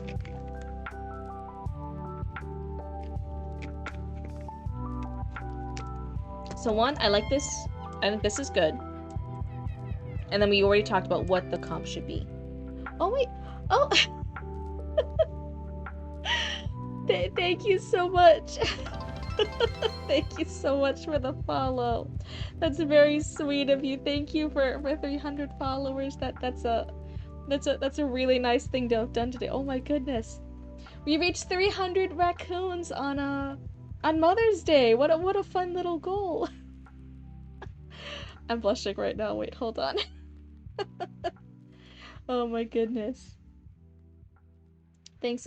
So is that not just a different one of your accounts? Is that someone you actually know? Got you. Thank you, Thief of Crowns. And yeah, if you were sleeping before, yeah, feel free to go back to sleep. Thank you so much. That was very kind of you. Oh my goodness. No, it's Oko. Oh, okay. We need to focus to make Hayden famous. You're right. Okay, that was a fun. Thank you guys so much. That's a huge accomplishment. That is kind of mind-blowing. That is kind of like a little overwhelming, like ah! But now it's not about me right now. Now we're gonna focus on Heidenheart. We gotta make a famous zombie. You do bits between myself and them. Okay, all good. So for this one, I'm not sure if this is the strongest opening to the story of just describing like, oh yeah, like it feels maybe a little edgy, but not in the cool edgy way that your story actually is, right? If no one had read your story and how cool it is, if they just read this opening, I'm like, like, oh yeah, she trusts no one and never hopes. It sounds younger, teen angst edgy. Out of context. That's why I'm like, I don't know if I like that line. I don't think that's the strongest bit for what your story is. So I'd maybe get rid of that one or reword it in a way. So let's see. I maybe even consider like putting the information from this line somewhere throughout this, but mostly starting here. Like Sam traveling from settlement to settlement as a rover, takes shelter from the encroaching horde, like demonic horde. I would like specify, because again, if it's a post-apocalyptic, they might think it's a zombie horde. But the cool thing about yours, it's a demonic horde, right? It's demons. It's all these different demons in a post-apocalyptic setting. That's the cool bit. That's the thing that's like, ooh, this is a little fun little, makes your little hair antenna goes up, right? Makes you like, ding, like, ooh, what? That's a cool thing. So I would maybe specify it's a demonic horde. She's caught in a brutal revenge raid. A period. This already is a bit of a run-on sentence, so you can just split it up. The war band is led by the Seraphim.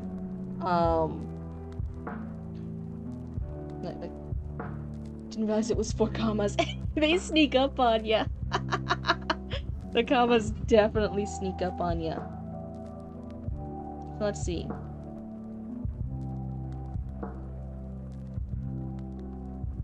So yeah, just double checking that's not run-on, so splitting it up a bit. The legendary war band, the Seraphim, led by century-old demonic commanders called Revenants. Is there a way to...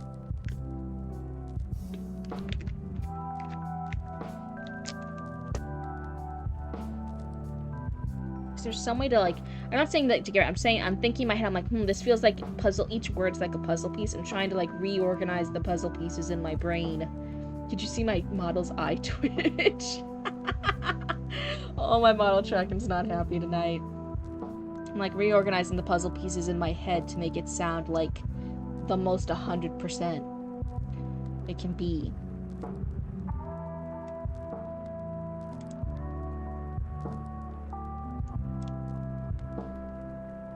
When Sam is captured, she learns she's marked, capable of becoming one of the Revenants, I think is a more natural way of phrasing the sentence. To make things worse, one of the leaders, Elias, reacts to her with a hungry obsession neither of them understand. So just slight rephrasing. You're thinking? I'm thinking too, you're all good. We're putting our noggins together, we're being like, mentally we're having a little wavelength thing here, like back and forth. That's also the helpful thing with a VOD. Even if you forget like half of the nonsense I said, you can always rewatch things later and be like, yeah, what did Cryptid say after this sentence? What was she talking about this? What was she saying? Who knows? So yeah, this line I would get rid of. This information just to be spread throughout this paragraph, and then that's fine.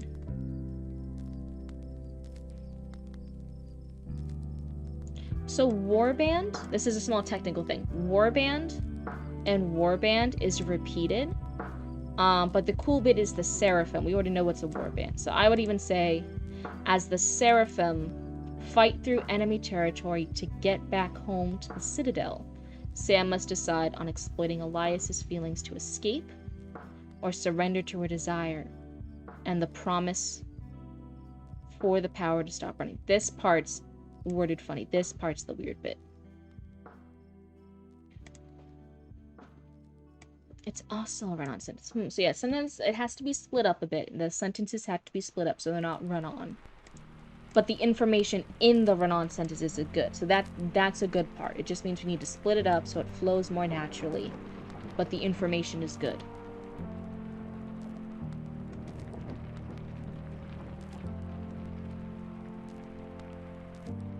So it's the price of freedom and what it means to hope at the end of the world. Thank you for your time and consideration. Sincerely, blank. Is the hair antenna working? You guys tell me. Am I having any thoughts? Am I having good thoughts? Maybe I'm not. Maybe this is all bullshit coming out of my mouth. Maybe I'm saying gibberish. If I'm saying gibberish and you guys aren't understanding what I'm saying, then the hair antenna is not working. If anything I'm saying makes sense, then the hair antenna did receive some brain cells. In that case, good job, everybody. Good job, raccoons. Give yourselves a round of applause.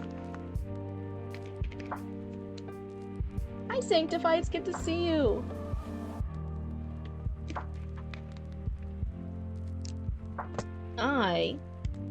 Let me see. I'm gonna look up something real quick on another screen. What things to include in the query letter?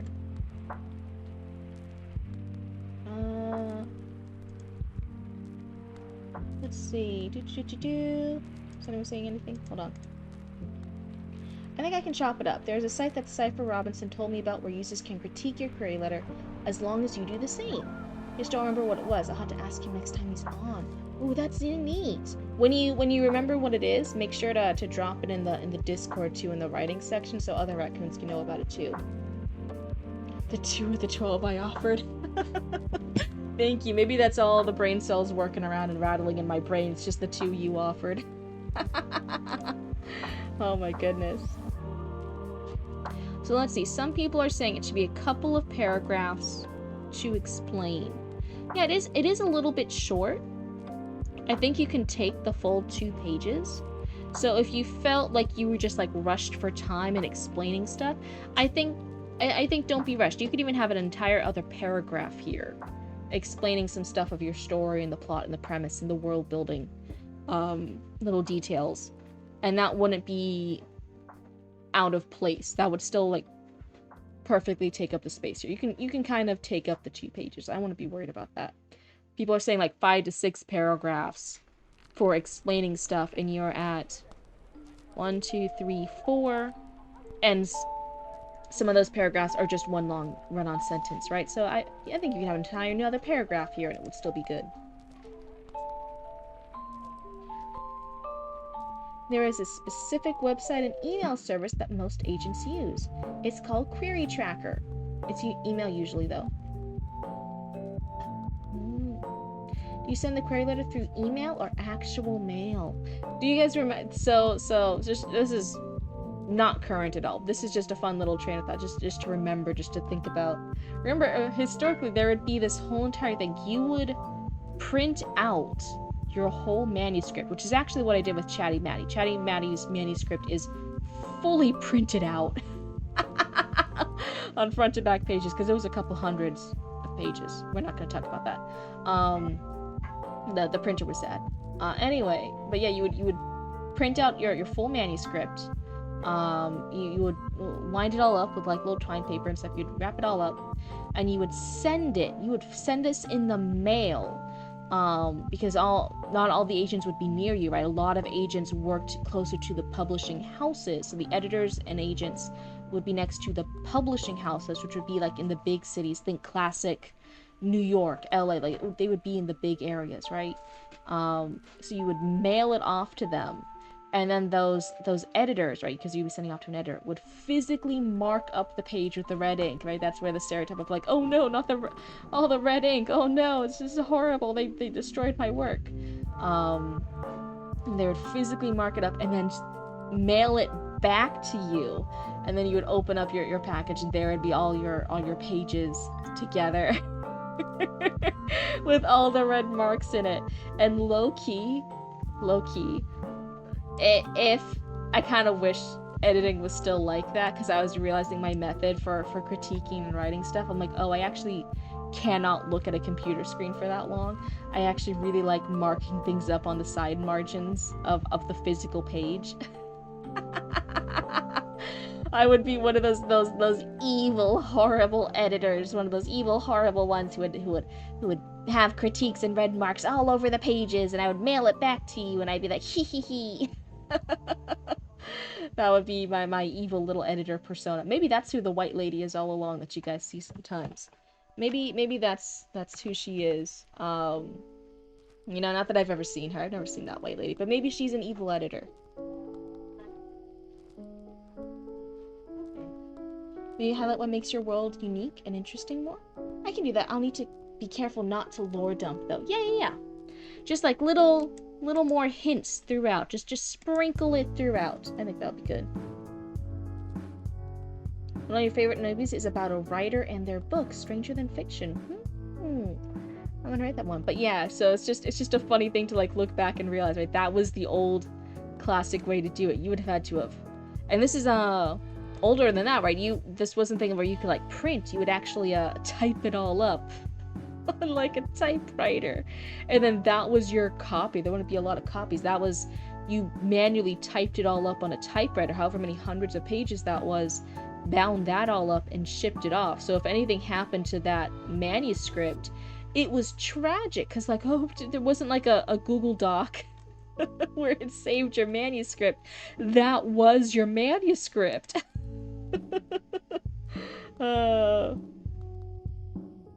For legal reasons, I need to state I am not an actual writer, and I am not responsible for the possible failure of this query letter. Thank you very much. It's all good. Again, at the end of the day, this is us all just trying to help each other out. This is not like oh yeah, this is 100% guaranteed to work. But helping each other out, that's the best we can do to set someone else up for the most success they can get. So I'm happy to do it.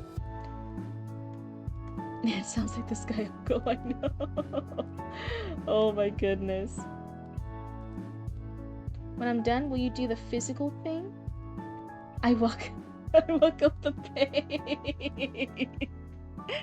Oh my goodness, that's actually like a big struggle I've been having. Was realizing like, oh man, can I actually be an editor? When the brand, Cryptid Roots is a business, the Cryptid Roots Twitch streaming is kind of a separate but adjacent business. It's kind of taking on a life of its own. But when the brand, when the vibe and everything about the Cryptid Roots channel, right, is about being a nice place for all skill levels of writers and people and stuff, right, to get feedback, to not be brought down too bad, to just get a few pieces of advice, and a lot of optimism and stuff. When that is the vibe, when that is what you are promised, when you first show up, that's what you dip your toes into, and you're like, oh, this is great, this is nice. Yes, I will trust Cryptid. She gave me a nice 1 or 2 things to work on in her critique. I will trust her to now be an editor, and I'll send her my manuscript. We shall. Everything will be totally fine. She was so nice and wonderful. This was such a nice, happy little place. If that is the vibe you were promised, and then an edit, a full actual edit is rough, it's brutal, it's pointing out everything. An edit points out everything that editor can fucking find. It is hard. And you get that back from a nice little blue but it's a little bit like Whiplash. It's like, what I could see it happening of like, oh, this mean lady, this horrible woman, this horrible cryptid lady tore apart my book and took my money, and she insulted everything about it. I was seeing potential conflicts in the people that would be attracted to the brand, who would then use the services and then be like upset or hurt or disappointed. So then I was even with Chatty Matty, but I was realizing like, oh man, a full edit is brutal. I switched over after doing all the editing to doing an editorial report, which at least feels nicer, right? It's just a summary of everything to this. So I went over to an editorial report instead. Take my money. Oh man, if I would have loved to take people's money, I could use it. Oh my goodness. I mean, if you were for hire, I would. No, please don't trust a blooper. I'm not a reliable person on the internet. I'm just a blue person on your screen. Please. But yeah, that I was realizing there would be conflicts. There would be future issues along the way. So I'm even thinking when I finish this up, I'm already 10 pages into the editorial report for Chatty Matty. Oh, hi Chatty Matty. Sorry, I try not to talk too much about the report when you're in here, but yeah, I'm 10 pages in that. When that's finished and sent off, it only needs like 2 or 3 more pages left, I think, and then it's done. I think I'm not gonna be focusing too much on the editor aspect. I think I might try like, hey, maybe I could try a beta reader or a critique. That seems to be like a nicer entry level. It's not as professional as like an editor. It's like a little lower tiered bar. It's a little cheaper. It's a little less expensive. It's a little, you can just point out some stuff and it won't hurt the, I don't know. I'm thinking. I'm thinking in my head. I'm tossing and turning at night thinking of things. It's in the background. When I'm done writing, I'll send you my full book for you to print out and mark in red pen and mail it to me. I'm full welcome the pain. No pain, no gain. Oh my goodness, right? I'll have to advertise. Oh my god. This is me saying bullshit because it's 11:30 p.m. at night. This is me just saying bullshit. Imagine I was an editing service, but I advertised to masochists.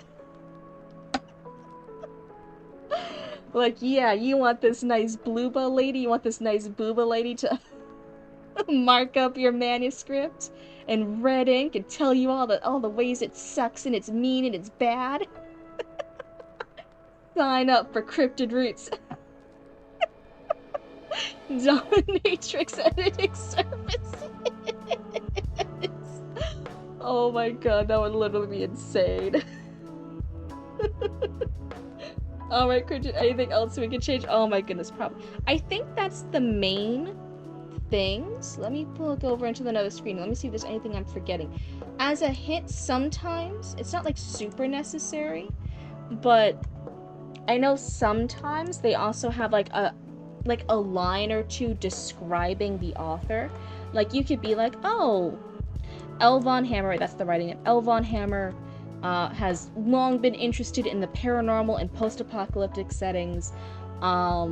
She has been working on Revenant Seraphim for insert so many years and is in this such region, typing away every day. There's like just like a little line, a little flavorful line right here. Business model sounds amazing. Oh no. FYI, I'm serious. Like, I have a few volunteers, but they never go past chapter 1 because they don't have time. And I indicate if that's an issue with the writing or if it's just time constraints. For chapter 1, I don't think it's an issue with the writing at all. For chapter 1's brilliant. I really like it. It has a really good tone. Sam was a great character to follow through in chapter 1. The setting and everything was really compelling there. It showed a little bit of intrigue almost right off the bat with something happening that Sam's investigating, right? She has this marked thing, but she doesn't know what it means. It felt really good for chapter 1. So if you're worried, like, oh god, like, they just don't go past chapter 1. For me personally, as someone who has spent multiple months reading a lot of people's work, I don't think it's an issue with your chapter 1. I'm saying that actually super seriously here. I think, again, maybe, is it like people you know, like people in your real life who are volunteering to read your work? Like a cousin or an aunt or like a niece or nephew or something. It might just be the fact, like, yeah, they're family members and they're not your target audience and they're not super interested in this kind of stuff. And so, like, they're trying to be nice and say, like, oh yeah, I'll totally help. But they're not your target audience. They're not interested in this kind of stuff. And so they're eventually flaking. In the beginning, personalized on why I picked this specific agent. I know some people say that. I wouldn't do a whole paragraph about it. It might just be a line, because you don't want them to be too caught up in just hearing why they're chosen. I know personalization is important. If you can personalize it, that's great. But other people also say if you can't personalize it, don't worry. Dear agent is fine. Insert agent name is fine. I've heard, and I've actually seen, and I've liked them when I'm reading examples of query letters. And this is just a personal cryptid bias. This is not a professional industry standard thing. This is a cryptid bias, and I admit it. That they do dear agent name, right? And then they actually do almost straight into the description. So it actually starts off with, you know, Sam taking shelter from a demonic horde. It describes all that. And then when it's done describing, in this case, Revenant Seraphim, it says, I am seeking representation for Revenant Seraphim, It says all the different things. Thank you for your time and consideration. Sincerely, L. Von Hammer. I have seen it in that format. I personally like that format. To me, that format flows very, very well. It gets very straight to the point. This is what the story is about. And then it still has the niceties. But I would say that what's most common is definitely, yeah, like the personalization, all the details about the piece, then the couple of paragraphs about it, and then the ending bit. That's totally normal. That's the most common format for it. So I wouldn't freak out that you're doing it this way. I don't expect my husband or friends to actually read it, though they have offered. It's people that have offered online, in Discord or the like. Yeah, that's why I think so many people join this, and why I keep doing it, because genuinely, it is hard finding critique partners. It's hard finding writing buddies. It's hard finding people who are other writers who are genuine, who are giving good feedback and advice. I hope sometimes I get good feedback and advice. All you guys keep saying I do, I don't know about sometimes, but I try my best though. It is genuinely hard. You are not alone where it's like, oh fuck, like there's 100 bajillion people wanting critique partners for their latest and greatest story in their head. There's not a lot of people willing to be critique partners for them. It's definitely a thing. There's even a joke in some forums where it's like, once you find a good critique partner, you hold on to them for dear life. You do you do whatever the fuck it takes to keep them happy. That way you don't lose them, because otherwise you have to go back into the wild, trying desperately to find another one.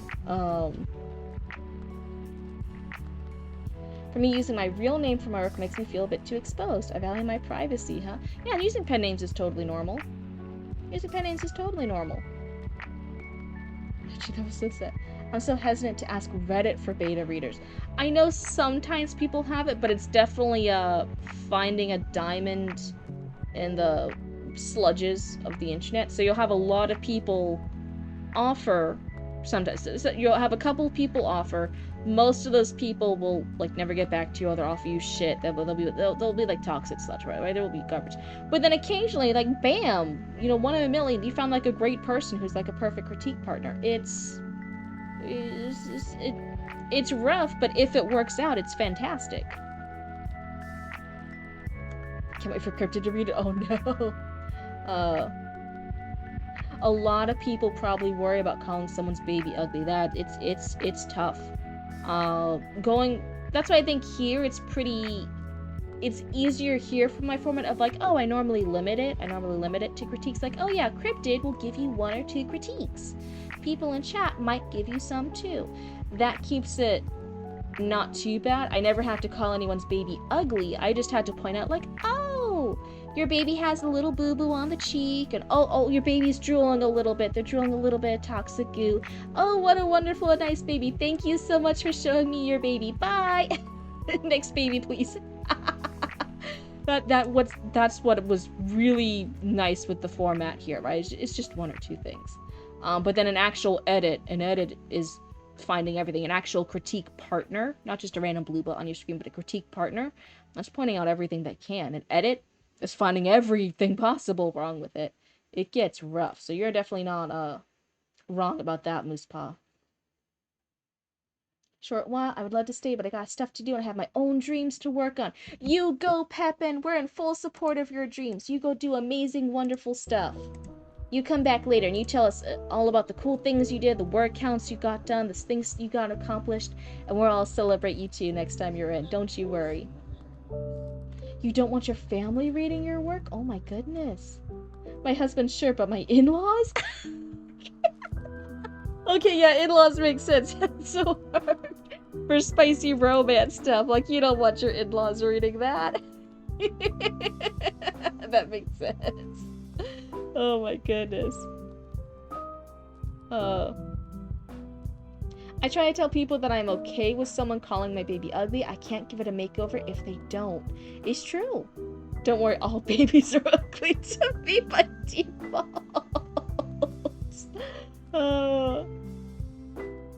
Since you don't really write anything inappropriate, you're fine with family reading your stuff. Yeah. That's one of the benefits to that, I guess. Let's see. Sadly, they already know about it, just waiting for you to say it? For what? The family? That's the dad. Damn, son, that lesbian smut was hot. All babies are old men. Having given birth to 2, I agree. Oh my goodness. Hi, Superstar. Also, welcome on in. So yeah, that's why normally the thing is so for Heart, for what you were saying earlier, like, oh, I tell beta readers they can point out my baby's ugly, they can give me all the stuff. Why won't they? Why won't I get good critique? I can say it also from standing up here and from doing stuff for beta readers, for fanfic writers, for doing critique stuff in college, for meeting other writers in high school and college that I was doing critique stuff with.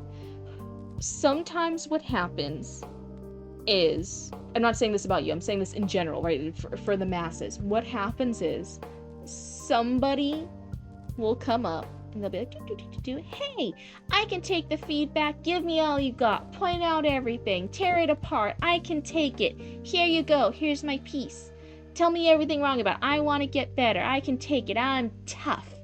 And you'll be like, oh, okay, yeah, let me read through it a bit. Okay, I think this and this can be improved.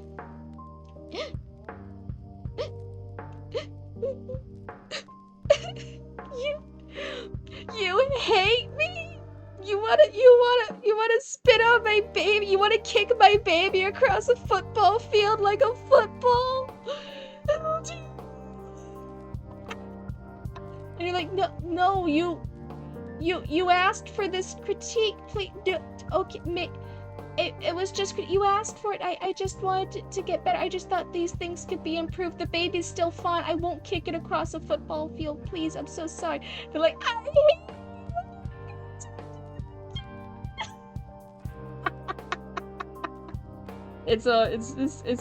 It's rough. And so then when you're over there, you're right, you just experienced that whiplash. You're like, oh my god, that was a whole experience. That was tough. Then somebody else comes, knock knock, hi, I heard you were doing critiques. I can take anything. I'm really tough and strong. Here's my piece. Give me everything you got. I can take it. And then it's almost like PTSD or like, the last person said that too. I don't know. I don't know. It's really hard. What's tangent was I missed to say I was doing my fun little bit and puppeteering my model around, and I missed people in chat. Hello, hello. You learned your dad plays anime dating sims.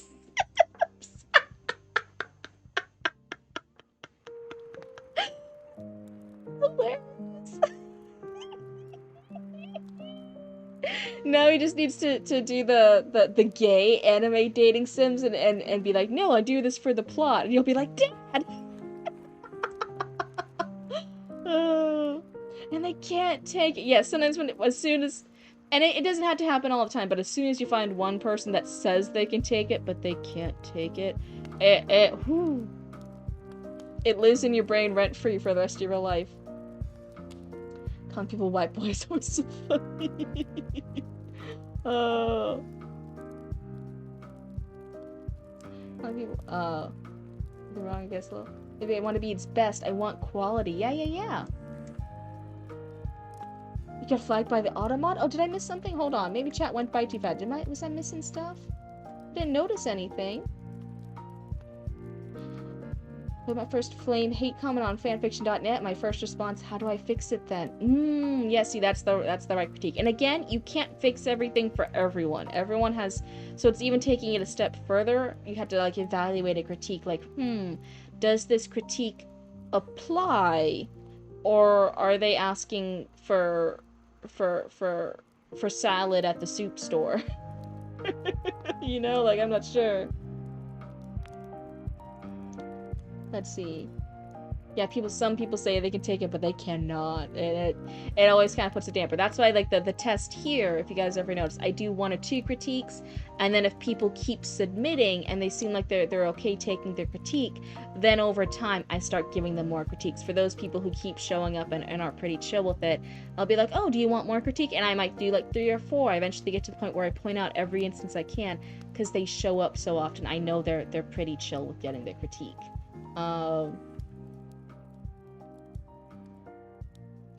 My dad watches my TV. I did not need to see the stuff. I did not need you to tell us that, Chatty Matty. Oh my god.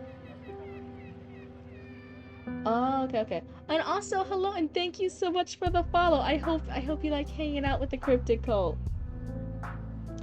I'm incredibly anxious with every critique I get, but I know what's important. And that's, as long as you know what's important, it can still be okay being anxious. No one's asking you guys to take critique and be the bravest soldier there ever was and not have any feelings or stuff. I'll be honest, like, hey, even with some of the critiques I get, they still hurt. They still sometimes be like, oh man, I thought I did it right, but they still don't like me. And then I guess sit in your feelings for a bit, as long as you were polite during critique. You can even disagree, and I remind you guys can disagree with the critique, and we can talk about it.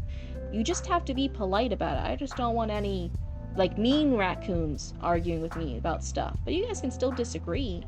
And you'll sit with your feelings for a while, and you'll think it over, and you'll be like, oh, okay, yeah, that did make sense, that works. Or, actually, no, I think they were asking for salad at the soup store, right? I don't think it really applied.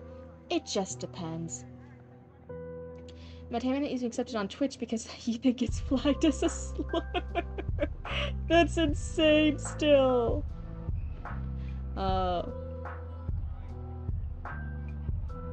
Dude, all I sent was old summarized fanfics, and only one of them I'm still considering reworking.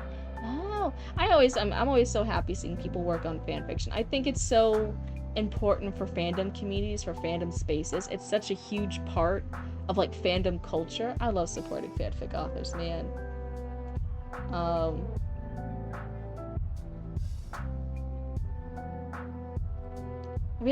I'd really hate to hear cut Sunreal, like, cut the key character.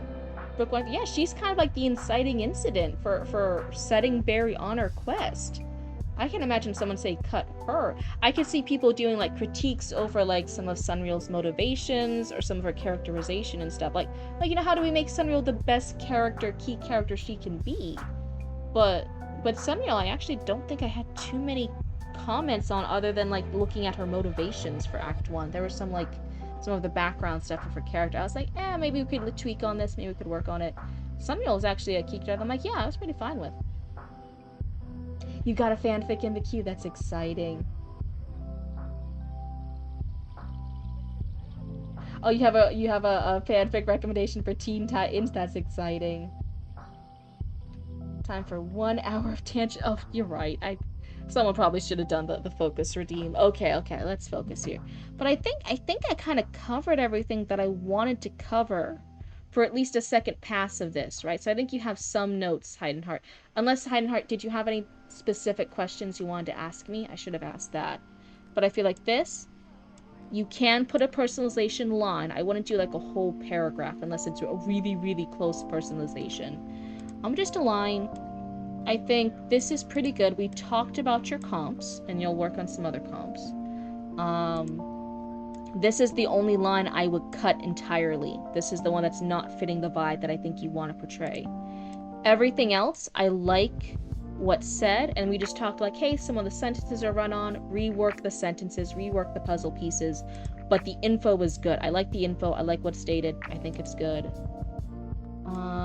That's pretty good. This is pretty good. Again, it's just a run-on sentence. Just work it a bit. And then, yeah, you could have a little detail, little line or two about you that makes you the super most coolest Elvon Hammer there ever was. And otherwise, that's it. And then if you wanted to add, don't feel too cooped up. I know they say, like, give a summary, keep it brief. But you're still in the line, you could actually have another paragraph. So if you felt like there was a few more lines you wanted to put in there about your story, feel totally free to put them in. You're not over the limit yet. You're a little under the limit. You can put in some more meat and bones in here, and your skeleton is still good. You still got room. Elvon Hammer is such a cool name. But that was really it. That's the basic summary. That is what I can do.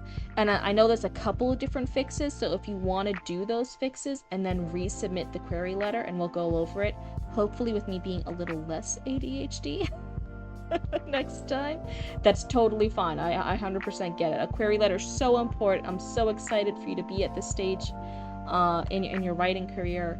And if you were thinking like, oh, can I just resend it after just doing a few fixes? 100%. I'd love to see it. I'd love to give any and all advice I can, even in my limited capabilities, to make this the best it can be for you.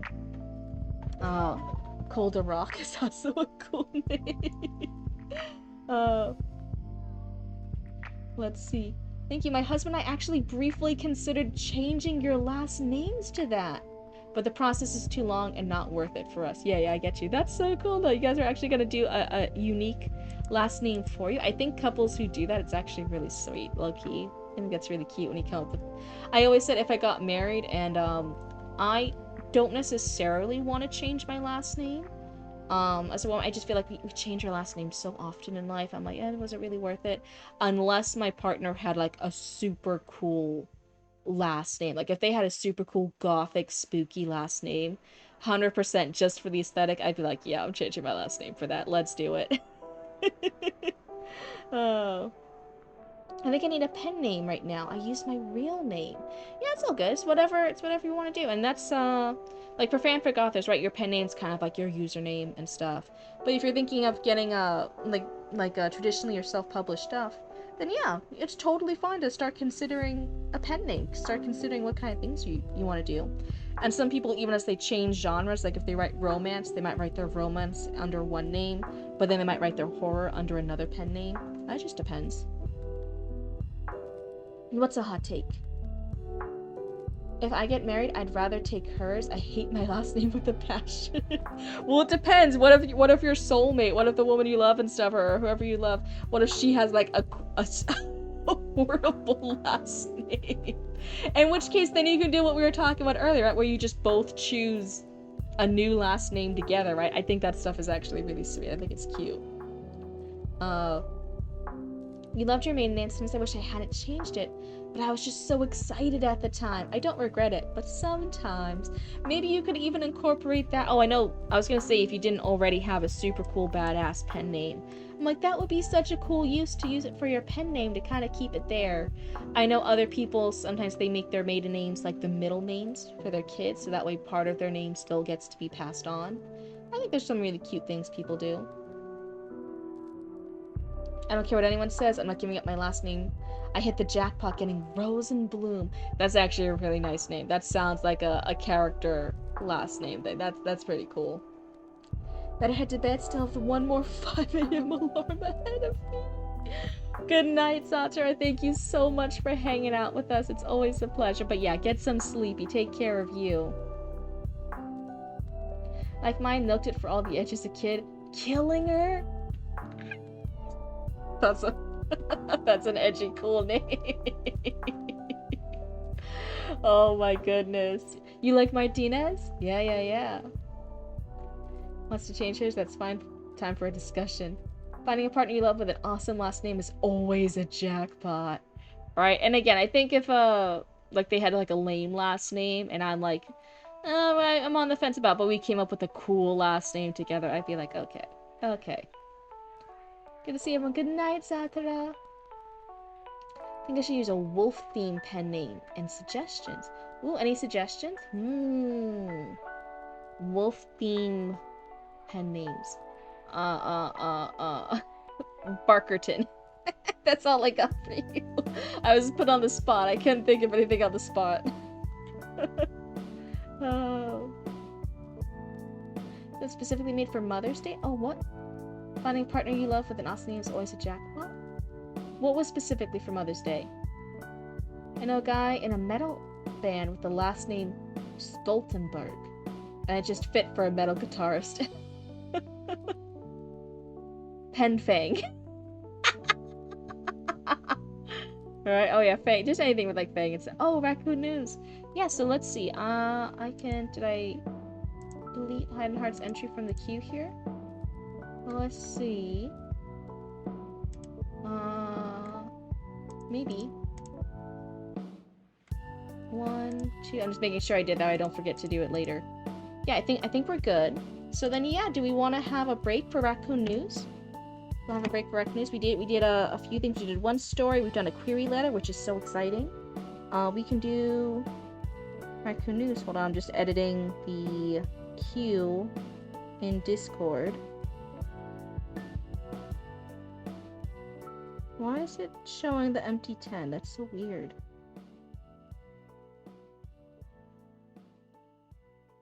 There we go. Okay, I think everything's updated on Discord for you guys. There's lots of cool new things in there. Lupin, Candace Folk.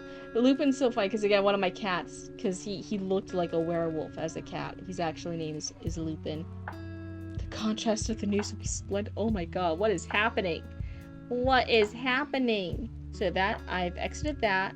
I've removed the queue there, and I've updated the queue in Discord. I think I'm all caught up with all the things. Oh wait, shit. I think I was telling you guys earlier, I was like, oh yeah, I can't get Discord on the computer. It's not working. I only have it on my phone. Let's see if it will work now. But it hasn't been coming up. I might not be able to do Raccoon News. Wait, hold on. Oh my god, I got you guys all excited. I might not be able to fulfill the promise here. Hold on. I'm working on stuff.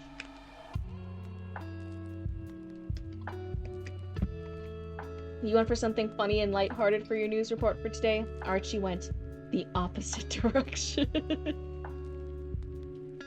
Randolph is rim of a shield plus wolf. Do my numbers know are MECB? Miss-B? Does that stand for something? Am I not understanding it? Is that a reference?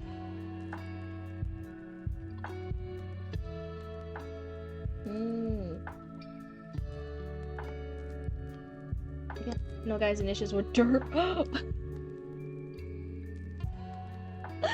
Oh no, poor derp. It's so sad. Ulfric for it? Thinking Daniel Wilder. Okay, hold on, so it's not appearing yet. Discord, please work. Discord, so I'm gonna go in here, open. I'm like doing task manager bullshit over here, okay, to get you guys to understand. So yeah, for everyone here, I normally, the same way I have the screen right here for the Weave screen, I normally then switch over and I pull up Discord on the computer, and I show the Raccoon News that way and I read it there. But the Discord's not pulling up on the computer. For me to edit it, I've been putting it up on my phone just to do the edit for the queue. But I can't show it like this from my phone. I need to pull up on my computer to show it up on the computer. Like what? Oh no. I might be a liar, Cryptid. I might not be able to do Raccoon News today. It's not pulling up. Oh no. Shit. Let's see. Maybe copy and paste it into a Google Doc? The fighter? Oh. Does somebody... I can't. Because again, it's just on my phone. Does somebody... Zoe, yeah, do you want to copy paste Raccoon News into a Google Doc? She wears a sash with the words babysitter in total charge here. Barry nearly dies over the acronym. BITC. Oh, yeah. We can do that. Okay. Phew. Everyone, we're working on it. We're working on it. We're problem solving. I'm so sorry for the delay. Here, I'll go ahead while we wait. And I'll switch it over to the Raccoon News. So, Raccoon. Channel 6. News. There we go. Alrighty. Yeah, if you just want to submit it into the story key, I'll see right there at the end. 20. Let's see. Ooh. Good problem solving, Aria. Figuring out like, oh yeah, could it just be in a Google Doc? Yeah, that was good. That was big brain. I'm so glad you guys have brain cells, even when I don't. You actually have 2 things in the news. Yesterday, I made a quick update on the war, nothing big though. And today, I went with a more lighthearted thing. Thank you. Yeah, show respect where respect is due. When you guys have big brain things, I'm like, oh yeah, that person was smart. Oh my goodness. Did you guys see, the little glimpse of the white lady earlier today? I heard there was actually a glimpse of the white lady on the stream already. Did you guys see? Did you guys hear? I don't think I heard too many people talking about it.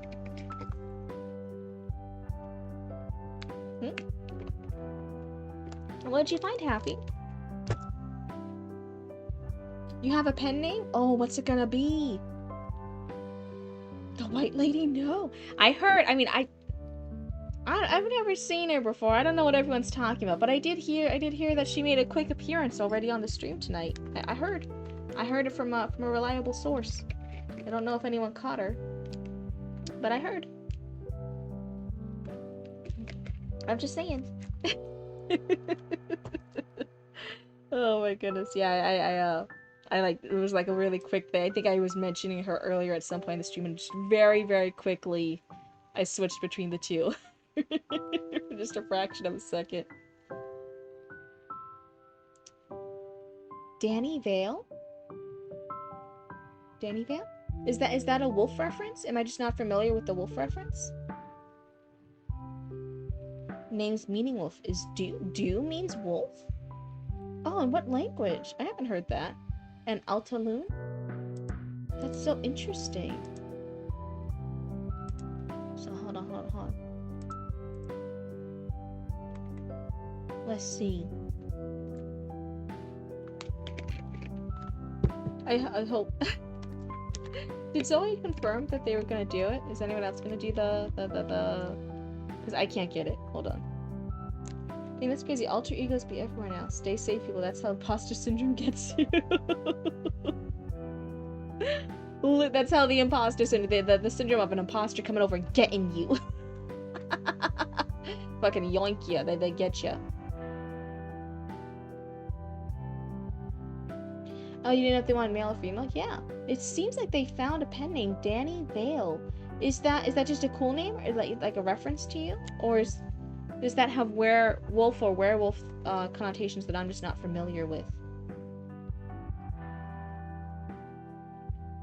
Ooh. Maybe I'm just behind in all my werewolf info. The word vale, meaning a valley or dale, is connected to wolves primarily through fictional world building, romanticized folklore, and occasionally symbolic associations with the wild, secluded places they inhabit. I mean, yeah, like vale is like a valley of stuff. Yeah. I don't know if that's a super strong association to wolves, but if it makes you happy and that's a cool name, then hey, that's all that matters. So Cryptid had you put it in a Google Doc because Discord ain't working for her. Really? So wait, why put in the link?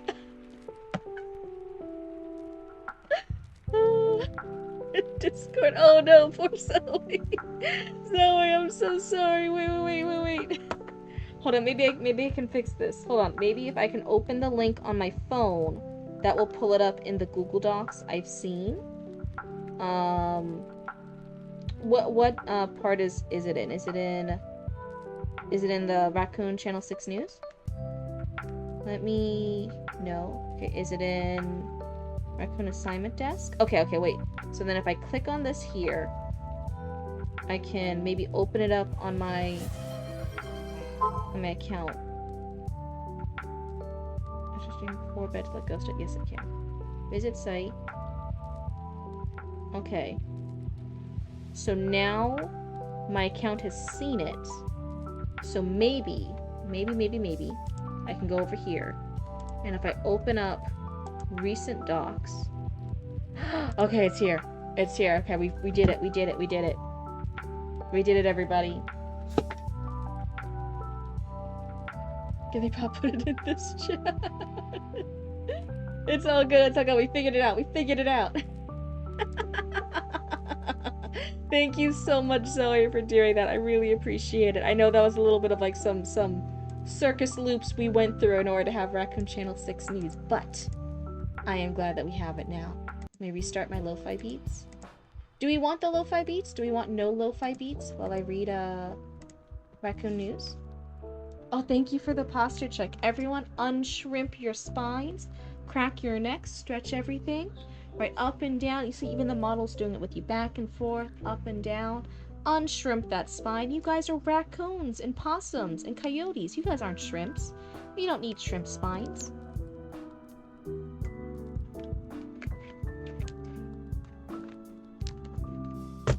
Let's see.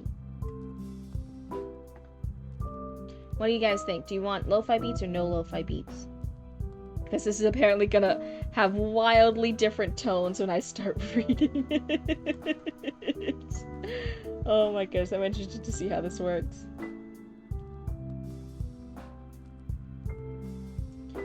Wolf-fox hybrids? Well, crack the neck, snaps neck, and flops to the ground. Exactly! Yeah, that happens all the time. I think it's good for you. I think it's healthy. It's healthy just to break your neck and break your spine sometimes.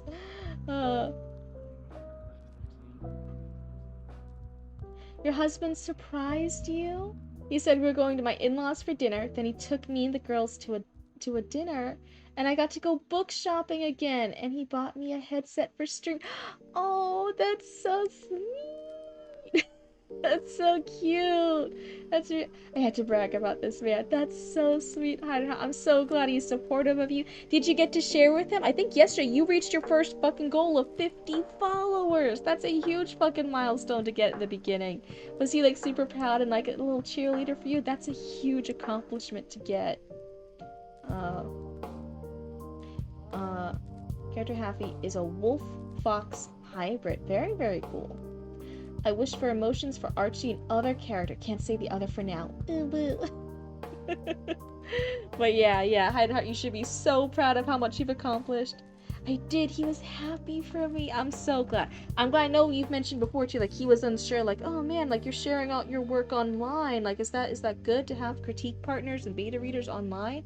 And then he found out that Brandon Sanderson did it. So he was like, oh, maybe it's legit. I hope that him realizing you're building a community, you're getting fans and followers, you're getting all the support.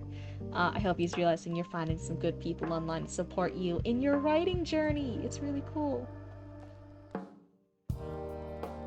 Probably refuses to let me go. I've been alerting peeps. Ooh woo. Alrighty. So, there was requested. I think the lo-fi beats are gonna distract from the vibe, so I'm gonna pause the lo-fi beats.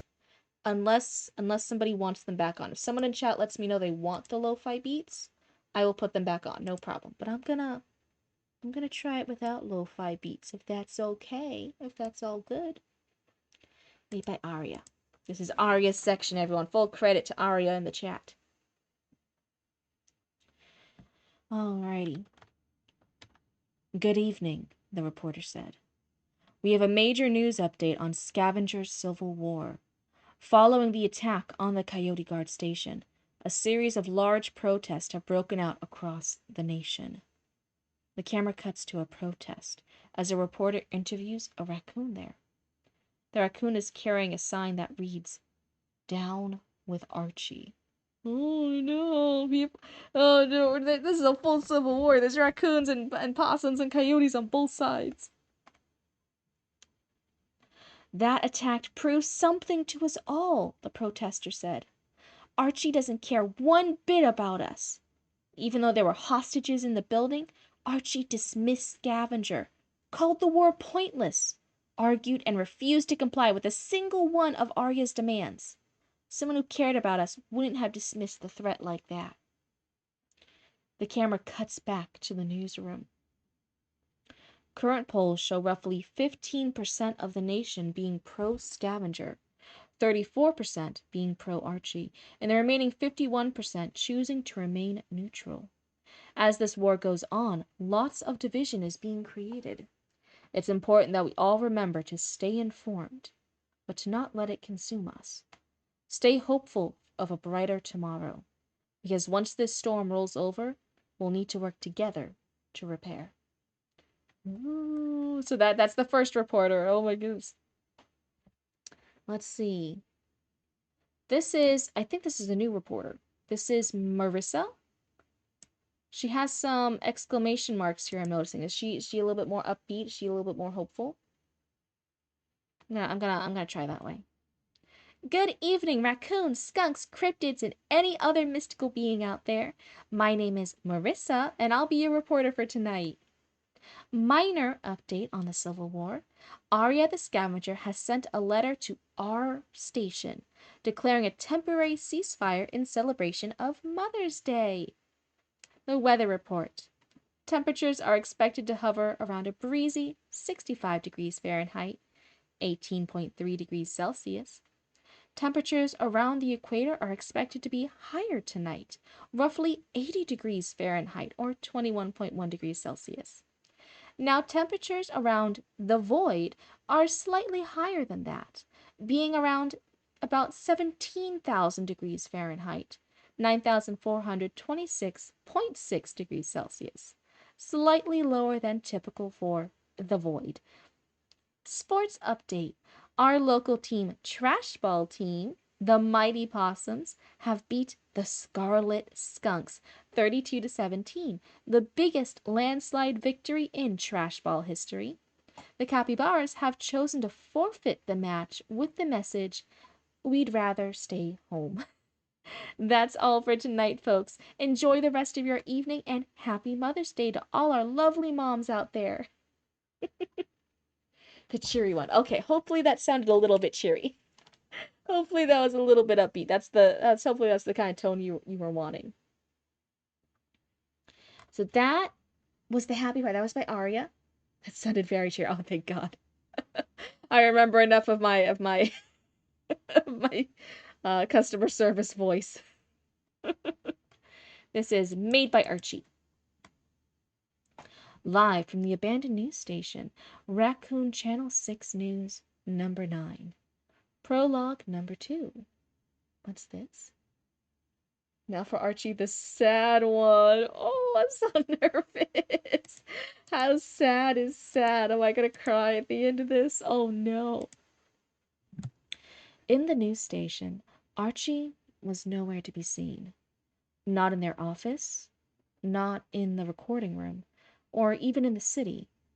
And nobody but a few knows where they are. A few raccoons in the forest were panicking about where Archie left. But luckily, Mrs. Puddledunker informed them that she went to visit someone, which calmed them down and made them continue their work, as we see Archie in a forest holding a bouquet of lilies as a symbol for honoring someone's memory. Archie wasn't alone, though. She was with Webby, with a small bouquet of lilies. Not like a few flowers, but literally a small bouquet of lilies that a spider can hold. It was a peaceful moment, and the worries were not there as Archie and Webby looked at a grave. It was broken, and plants had overgrown. They were silent, to say the least, as Webby climbs down her arm and hopped off to the grave and placed down the bouquet as they comment to Archie from a way more conversation of theirs. "Well now, sugar, you certain about fixin' up this here grave? Both knowed full well a ruckus like that's liable to wake the hive and alert the others, you know," Webby says as they hop back and climb onto their shoulder. I feel like I get trolled by all the stuff with the accent and how I should say it being after I say everything.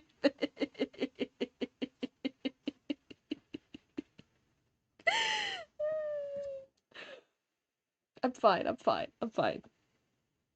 Yeah, I don't care about them getting alerted. I just can't let my mother's grave stay like this. That's not Archie's voice. Wait. Yeah, I don't care about them getting alerted. I just can't let my mother's grave stay like this, Archie says as a tear falls from their face, clenching their paws. Webby stayed silent for a bit and waited for them to calm down to start talking again. It was quick or slow, but after a moment or two, Archie gave a sigh as they laid their bouquet of flowers onto the grave. Webby sighs and pats their shoulder. "Hi, Baba." "I love you, Baba. Now, don't you worry none. I'll go on and hire a team to fix this place right up for you, sugar. We'll have it looking brand new before the sun sets," they say as Archie smiled and gave a small thanks. It was quiet, but it was heard, and Webby smiled back at them and gave a peck on their cheek. Archie blushes and hides their face, which Webby softly giggles at as they whisper to themselves. "I love you, Archie. Even if we aren't together anymore, I wish we could be again." Prologue number 2's end. Look at that. Hold on, I'm gonna start my lo-fi beats now that I'm just yapping again after that. You guys, look at that! Oh my goodness! I thought Webby was gonna be too sexy, too amazing, too perfect to possibly consider taking Archie back. But no, they want to get back together with Archie. That's exciting. I'm invested. I'm invested in this relationship. Let's see. May I ask, how does Raccoon Channel 6 News work? Oh, Ari says it's a writing exercise of sorts. If this world made by Cryptid, where humans they're mostly gone. They're very, very rare. And raccoons and other animals have taken over. Anyone can come in and contribute their own stories to it. Everything is canon. Yeah, or canon adjacent. You know, it's your own. I consider it like a fan fiction that's canon adjacent. So you can make your own Raccoon Sona, or you can make an original Raccoon Reporter, you know, whatever you want. You can be in charge of the news. You can be in charge of advertisements. There's advertisements that ring for like Dr. Stinkers, which is like this universe's world of Dr. Pepper. There's like different creatures. Like again, Webby's a spider. There's possums, there's skunks, there's cryptids, there's all these different things. And yeah, you can make your own news segment. You can contribute your own thing. The entire Civil War bit started because Arya was like, yeah, I'm gonna make my OC, it's Arya the Scavenger, and they're just gonna declare civil war against Archie and their raccoon capitalism, rat capitalism. And there is in the Discord, if you want to see all of the Raccoon Channel 6 news, that way you're not like completely caught unawares with what's going on. There is a segment in the Discord called Raccoon Channel 6 News. Raccoon spelled like this. Also in the right here, RCUN, Raccoon Channel 6 News. You can read it through. It's not a whole lot right now, right? It's a nice little quick read. You can read through it all lickety split, and then yeah, you can make your own OC. You can make whatever you want, and you can contribute to the news and make your own stories too. It's all good. And then I read it here. It's kind of like the most frequent segment. I love catching up on the Raccoon Channel 6 News to see what you guys are all doing and how you guys are being involved in the world and what you guys are up to and thinking. Yeah, your OC is a Marxist raccoon. And the elf keeps offering the baby raccoon pineapple pizza burgers. Yet people sometimes even come up with plots for baby raccoon. I said before, if you guys want to hear what I think Cryptid would respond to stuff, I'm happy to do that. I even have made like one or two contributions to Raccoon News when I had like a little fun idea for it. But again, it's I consider it almost like fanfiction. We're all like playing around in the universe. So if you guys need to like use Cryptid or Roots or anything to come up with a plot or a story, that's totally fine. You're not gonna get in trouble for it. What do you think of my part, Cryptid? Also, what's your thought? I was just saying, I'm like, what could you do? I was like, I'm so invested in Webby and Archie now. Like, that just pulled up my heartstrings enough where I'm like, oh my god, wait, Webby's open to continuing this relation. Oh my god, this is so... Also, what a power couple it would be. Webby in charge of the dark web. She's a spider. She's in charge of the dark web. Her and her spider's in charge of the dark web. And Archie, who's in charge, who's the main face of Raccoon News, who's the news archer. So the news and the dark web, and what? Come on, that's a badass power couple right there. Badass power couple, Yuri, between a raccoon and a spider. I'm so invested, but also, yeah, this was like the perfect story to read today on Mother's Day. It was a little bit of a sadder take. I was getting worried, like, how sad is this gonna be? But yeah, like, Archie actually visiting their deceased mother's grave and wanted to spruce it up a bit. I think this was a fun piece. This was a fun piece to have here and celebrate what cool lore for Archie to be revealed, how much it's developing their relationship with Webby. And yeah, we got a little bit of a ceasefire from the Civil War on Mother's Day, which was super cool. And I liked the inclusion of there's a void. Like, oh, that's adding to the world building already, right? The void. I don't think we've talked about that before. That was super fun.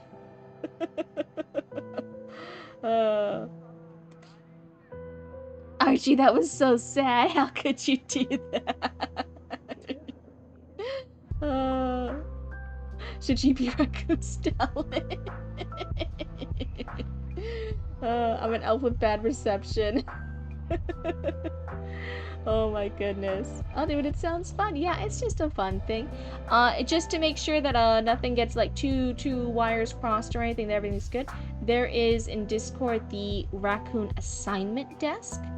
So you just post any ideas you have there, anything like that. Make sure it's all Gouda. It's not anything too wild and crazy. It's not anything too out of the scope. It's not gonna impact anyone else's story too bad without their permission. You know, it's just the whole like, hey, here's the assignment desk, is a reference to news stations in general, right? You would show up at the assignment desk, you choose your assignment, or you'd offer an assignment, and that's what you write up. And that's what you put there, and if it's approved, then yep, it just goes right on over to Raccoon Channel 6 News. I do not look at Raccoon Channel 6 News. I'll sometimes poke into the assignment desk, but I don't look at the news. So when you guys see me reading stuff, it is my genuine live reaction to stuff. I'm over here and I'm like, I don't know what you guys are gonna write next. It's always so fun. But yeah, that was Raccoon Channel 6 News. I was even tossing an idea. I had to see what they said. I haven't checked the responses yet, but I was even tossing out some ideas like, how should Cryptid react to after the Civil War? Do we need Cryptid involved in this? How can we maybe get like the Coyote Guards or Roots involved in this? I had an idea that a Baby Raccoon and Roots, because Baby Raccoon and Roots are unspecified way related to each other. And I was saying like, oh, what if they were on opposite sides of the Civil War? Wouldn't that be cool? Just post ideas to assignment desk? Yeah, you can post ideas, or you can already type it up and have it ready to go and just point it there like, hey, does this seem good? And I'll be like, yeah. And then you just point on over to Raccoon News. Nice and easy. You can either post just the ideas before you write it, or after you write it, make sure it's all good in there, and then it goes right over. Again, it's not picky. It's not like, you need to put an extra comma here. It's not anything like that. It's just making sure, like, oh yeah, you didn't write like a crazy inappropriate scene or something that's gonna like surprise Cryptid midway through a stream, right? It's just a little looky-loo. Antivirus shit. I've heard a little bit about it, Pippin, like on and off, and I'm like, ooh, that's crazy. You're good with it, Cryptid? You don't think I should leave the void as this one-off gag, or should I include it as a real location in future Raccoon News updates? It can be fun. If it's a fun thing to bring up in the future, then yeah. Half of the things that I do as bits end up becoming like a canon thing that keeps end up being brought up. The white lady sightings, the white woman sightings were even just like an accidental glitch of sometimes I was pressing buttons and it would happen. And then people, we started joking about it, and now it's like a near canon. There's like sightings of the white woman that Cryptid never sees and stuff, and it's just like a thing that happens now. And so I'm even talking about my future model should have the feature of the white woman.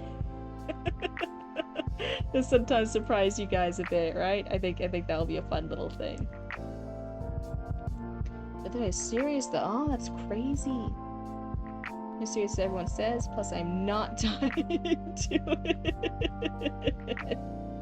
Oh my goodness. But one, sorry, this is a sidetrack, but also, do I not look stunning? Do I not look stunning? Next to the blue? Next to the blue? Is the blue too much? Do I not look stunning next to the blue? I was feeling so confident about it until I said it. Now is it competing with me? Do I look good with the blue document and the blue text? Does it look nice? Or is it competing with me? Is it taking away from my blueness? You're always stunning. Oh my goodness. Yes. Right, thank you so much, but yeah. The treatment's barely worse than the flu. Huh. Interesting stuff. I know there was something, I only heard mention of it. This isn't like a fearmonger, this is me just being like, hi, I heard a thing. It's not just like on the ship, somebody with the airplane? A flight attendant on an airplane? Also got it? Am I completely making shit up? Like one of the people there from the ship was on the plane, and then a flight attendant from the plane also got it now. I feel like I heard that, but also if I'm completely wrong, don't listen to me. I only do Raccoon News. I don't don't trust me with real life news. Yeah, I'm not a reliable source for that. You chose purple to accent your brilliant green. Yeah, your setup, oh my god, especially for starting out recently, is amazing. How long have you been streaming? It's not been that long, right? You only started streaming recently. But the setup looks so fucking nice. It looks, well, keys, don't tell anyone, it looks way better than mine. I don't have a background of shit, that's why I keep using the Google Docs. That's my background right now. Gonna file a complaint to the CEO of viruses. Gonna file a complaint with Pestilence? The Horsemen of the Apocalypse? Yeah, it's gonna be a strongly worded email. Straight to them. Yeah, strongly worded email to them. Hi, Ghost. I thought I was supposed to let you out in a little bit. You're already out? Were you bothering Mama Cryptid so much that she kicked you out of her room? That was your second stream? Besides just some 2 times test? Hide and Heart, first of all, What a fucking flex, getting 50 followers in like 2 streams. That's the fucking goat. That's amazing. To put it in perspective, the new threshold for getting monetized on Twitch, I believe was what, 25 followers, and then you can be monetized. I think I'm saying that right. The old requirement from a couple years ago was 50. You needed like 50 followers in order to be monetized. And many people, right, it was such a hard goal. That's why they lowered it. It was such a hard goal to reach. People spend, it wasn't you know, uncommon to say, like, years on it. You would spend like a year or two of like making content, streaming, finding an audience, building it up, advertising it, and then you would eventually, like, maybe there would be a small percent that then reached the 50 followers and then were affiliate and could start earning money in subs. So you not just the current measurement for affiliate, which is a lower number, the old measurement for affiliate, which was 50. You got that. 50 followers, 4 hours of streaming, and now it's just 3 viewers on 4 streams. Yeah. Okay. There's the other viewers. I was boosted by my community of streamers. There were like 30 to 40 of us all who followed one another during community events. That's super nice, Deshead. That's an awesome way to do it. DDR? Is it like the game DDR? I've heard that's a game. That's like one of the dance rhythm games, right? It's DDR. I'm not making that up, right? I think that's a thing. Nerd really hyped you up during his streams. May the Word got me attention, and then a few were follow for follows. Yeah. Cryptid. Why hasn't Khan's elf made a report lately? Is his reception that bad? I miss his pineapple pizza treats. He is such an interesting elf. When do you think his next report will be? I don't know, Baby Raccoon. You gotta ask the elf. I don't control the elf. It's whenever the elf can get the reception. But also, you have plenty of pineapple pizza already. You stock this entire fridge. That could be a community raccoon fridge like I wanted. You stock this entire fridge with just pineapple pizzas that are all individually labeled for Baby Raccoon. That's what this entire fridge is filled with. That's what you did with the fridge. That could have been a community raccoon fridge like I wanted. Like, Baby Raccoon. You have plenty of pineapple pizza. Gross. But yeah, the reason why I even blew up in the beginning, why I reached affiliate within a month was it was during November, which, you know, that's a huge uptick from everyone because of the classic NaNoWriMo. Like, there's still the crowds that are used to, like, oh yeah, November is National Novel Writing Month. That's when you do the writing challenge. That's when you try to do 50,000 words for a novel, or whatever your writing goal is for your rough draft of a novel. So why it happened, I didn't think anyone would join. I hadn't really participated in the reading or writing community, but I started seriously streaming during then, thinking nobody would watch me, because, like, who would, right? That's crazy. I was just a new person. I was just gonna write for a few hours and, like, you call it good.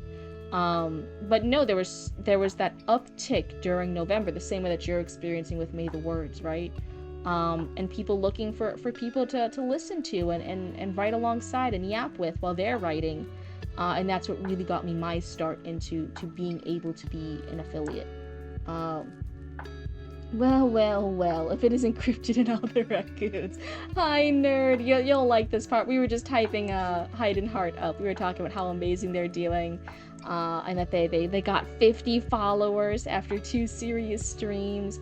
And they were talking about things like, oh, like, why did that work? Was because you were hyping them up so much and talking about how amazing they are, which they are. And also talking about, like, May the Words also brought a lot of traffic that happened to align. And I was explaining that it was similar with me, right? That the November uptick with National Novel Writing Month was really what got me my start that happened to line up. Aiden is the best. If you haven't supported them, you have beef with Nerd. That's right. We all gotta go support our favorite zombie. Oh my goodness.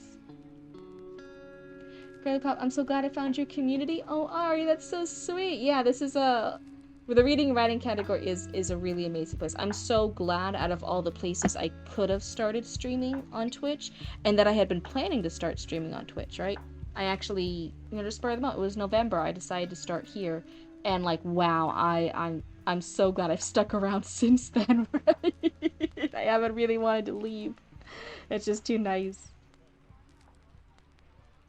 Oh God, what was said? All the bad things. We were saying that all the horrible, evil, terrible compliments.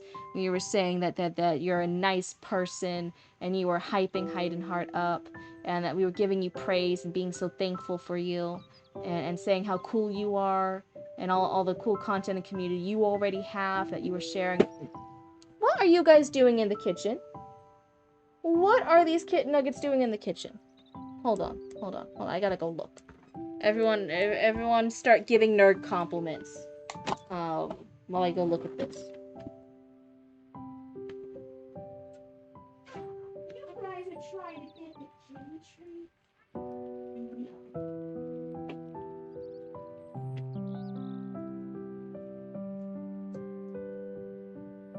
Those kitten nuggets knocked down the kitty treat container from the counter.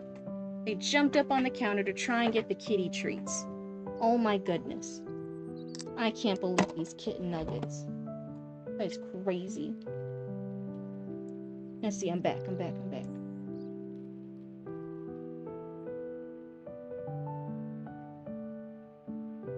Because you're technically VTubers? Listen, it just means whenever I'm online for being a VTuber, that my model's makeup is always perfectly done. And her lighting's always good, and her hair's always done. That was the main draw of a VTuber. I can be in pajamas and look like shit, but hey, the VTuber model still has her makeup on perfect. That's why I loved it.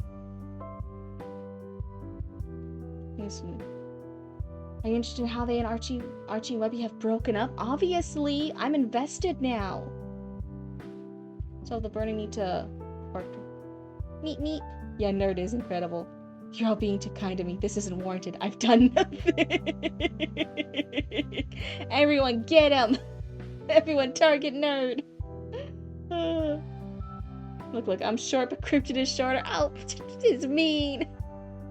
That doesn't mean anything either. I'm shorter than most people.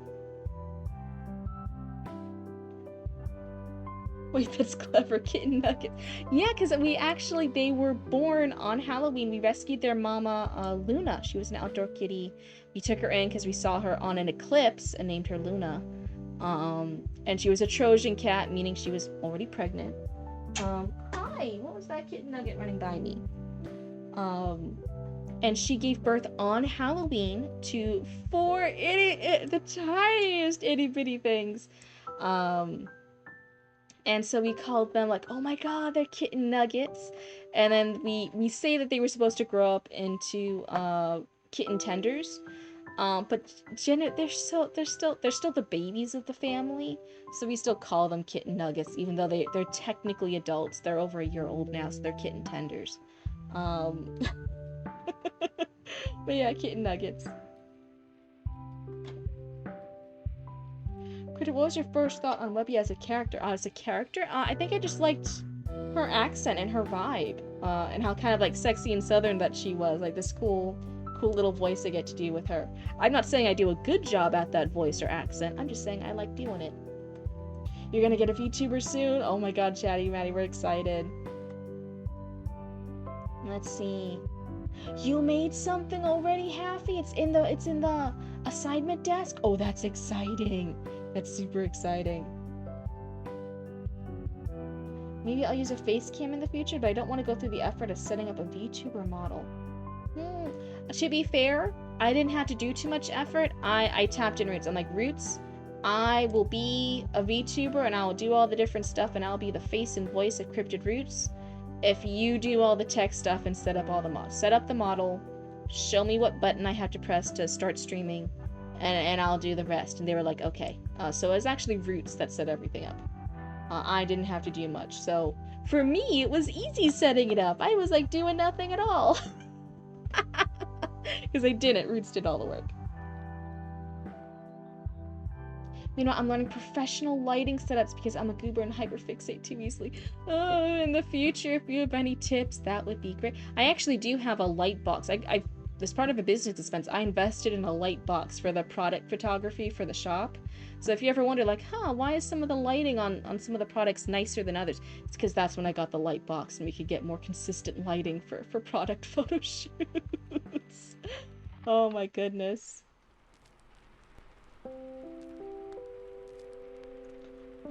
You can't put that on me. Nerd saved a dozen orphans from a burning orphanage? Nerd's so amazing. That's like one of the nicest things ever. Wow, Nerd's a hero. Would you like a side story of Webby's life? 100%. 100% Zoe. I'm also going to be way more active here soon since school is about to let out for summer break.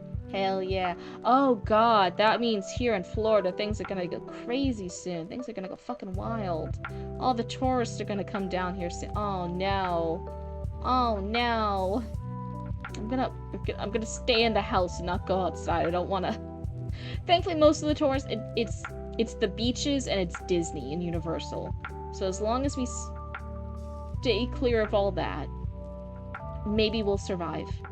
Maybe we'll survive another season of tourist season. Oh my.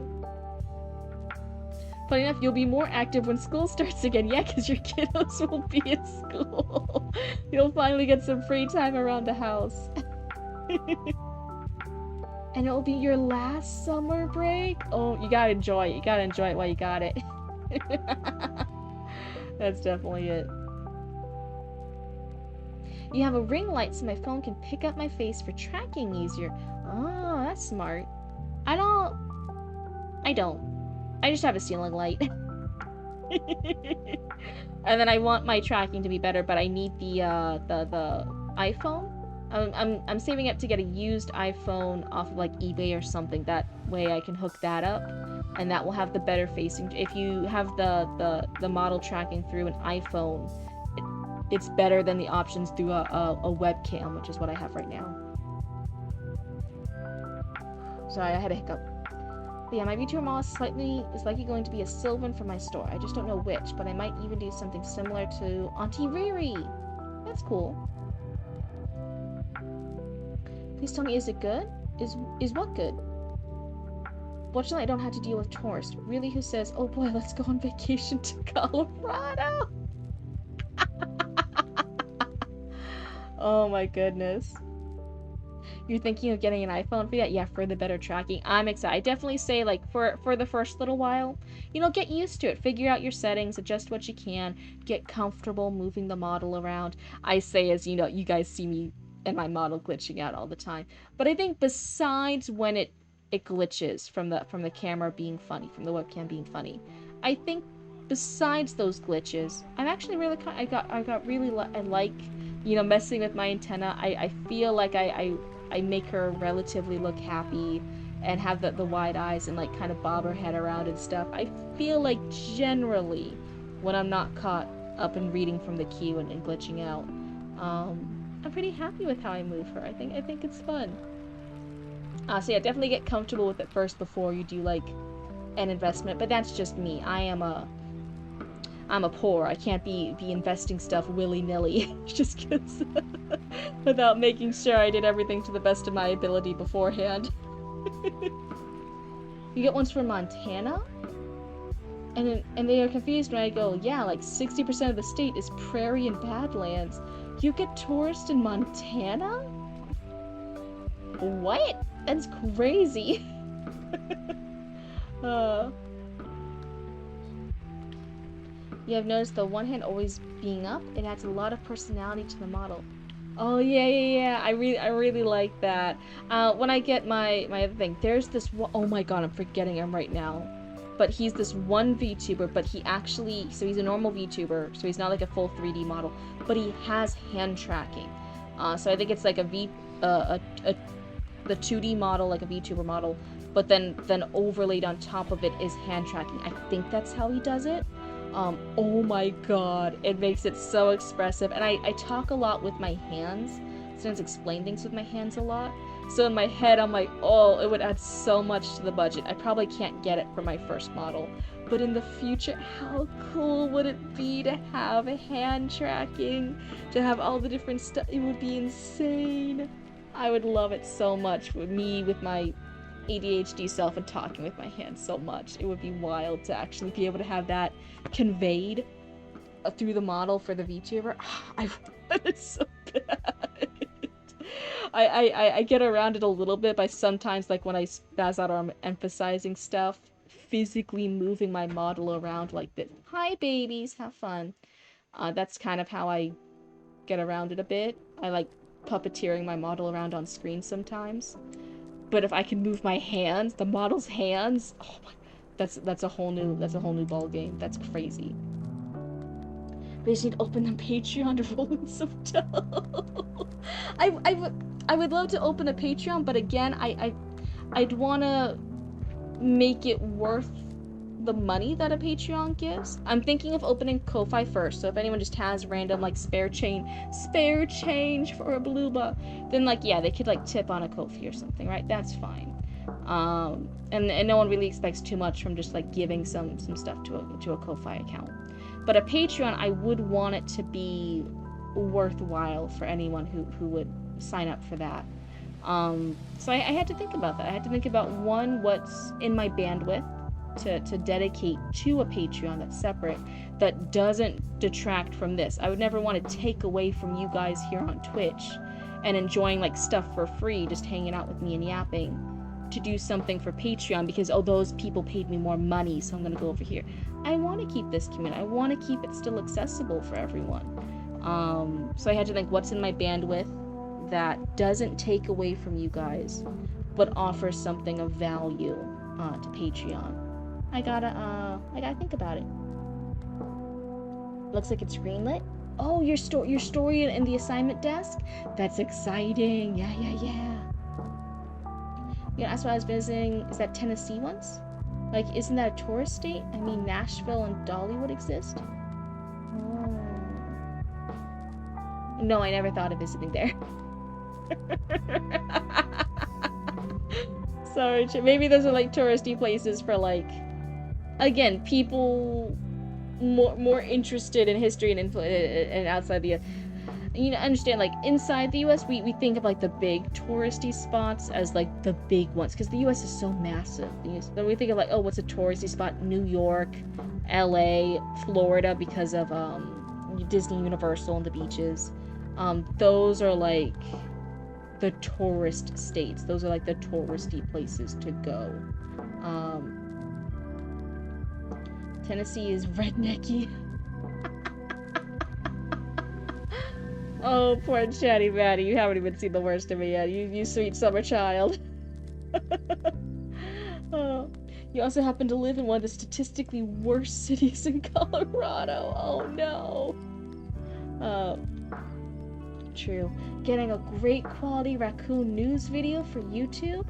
Ooh, that would be pretty nice. So yeah, I was thinking in the future, I'm like, oh, even getting to this part before we get too far in raccoon news, I'm like, I need to work on my voices to keep them consistent, and maybe just do some like little copy line edits for like just spelling, grammatical stuff. And yeah, getting the Raccoon Channel 6 news all shaped up and official, and I might try re-recording them and have that as its own. I'm debating, should I put it on the Cryptid Roots channel, or should I make a separate YouTube channel called Raccoon Channel 6 News? What do you guys think? You've been to Florida? I saw a guy driving naked on Kissimmee near the medieval place there. That's just a normal day. That happens. That just happens. You're like, ew, gross, and then that happens. Oh my god, something crazy happened here recently, but I don't remember what. Damn. I remember talking about it so much with Mama Cryptid, being like, that's wild, that's crazy, this is insane. I don't remember what it was, though. Fuck. Curse my ADHD. Curse my memory. Curse being a goldfish. Time to grab Commander Fruits and teach the video editing. Gotta work on my part now. Too good an idea to pass up. Maybe small or bigger in the future. That's always the fun stuff with Raccoon Channel 6 News. Yes, yeah. Zoe, look at this. We have more people joining the news crew. This is so exciting. Oh my goodness.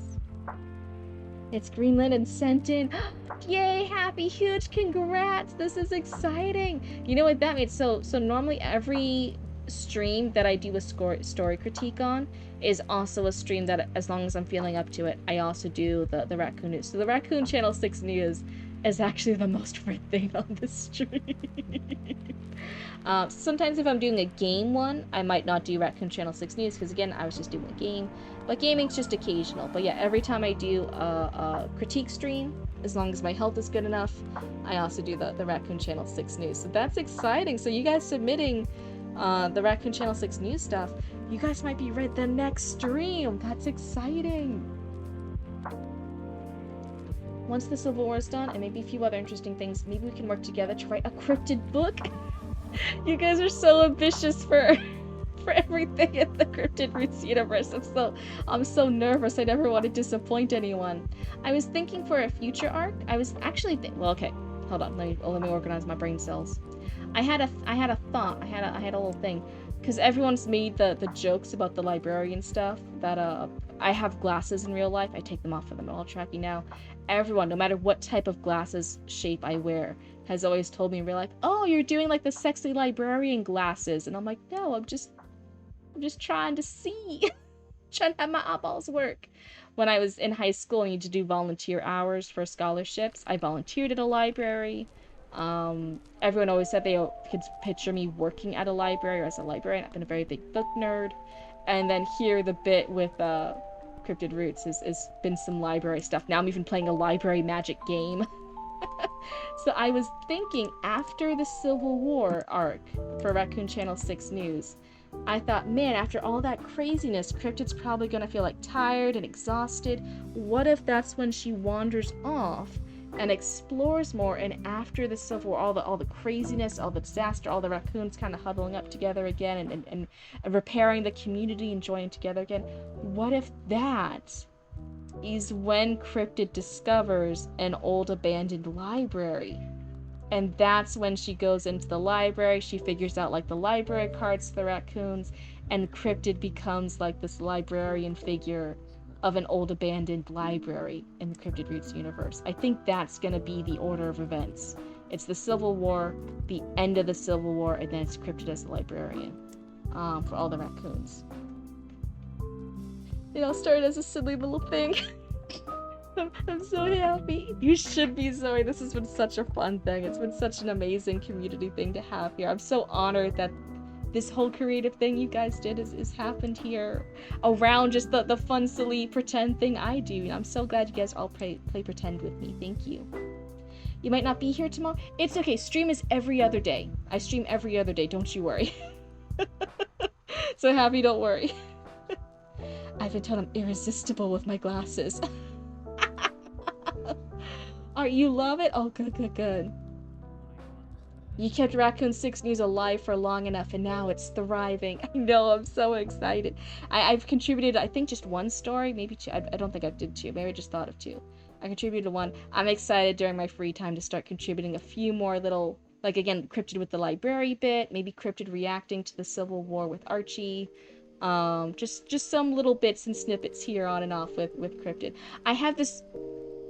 I know I'm Cryptid and my character's mostly Cryptid, but everyone else has really cool raccoon sonas. So I have some raccoon sonas too that I want to start making recurring characters because I think they're cute. It's a little family of raccoons. I have this little OCs of a family of raccoons. That's the Stinky family. So like the family members are like are Stinky Shoes and oh my god, Stinky Smellers, and then like their child is Stinky Socks or something like that. Like it's really cute. Like it's this whole family tree of Stinkies. And I want them to be reoccurring characters, and they're just the Stinker family, the Stinky family. That's my contribution. Everyone else is working hard, making serious news in the Civil War, and a Marxist raccoon, and like on and romantic subplots with other characters in the dark web, and I'm over here and I'm like, hee hee, what if I had a family and they were named Stinky? That's my contribution. Thank you all for coming to my TED Talk. That is Cryptid's contribution here. Depending on how the Civil War ends, maybe Ari will take a pleasant vacation to the Void. Should the Void have a TM after it? The Void. Trademarked.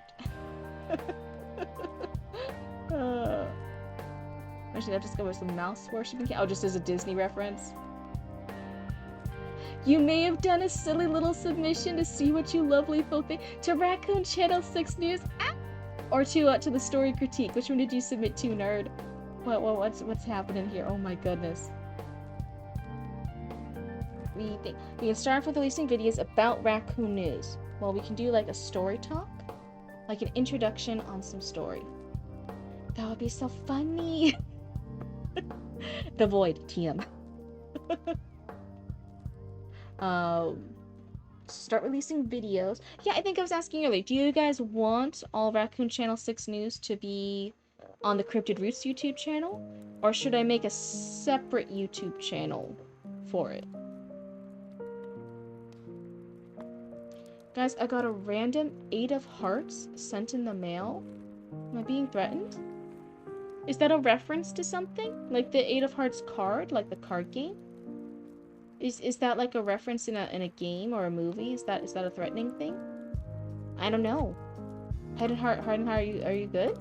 Is this a reference? Is there a chance we can squeeze in my Raccoon News? Because there's a chance I won't make the next stream. One of those very short. It's like 160. Okay, wait.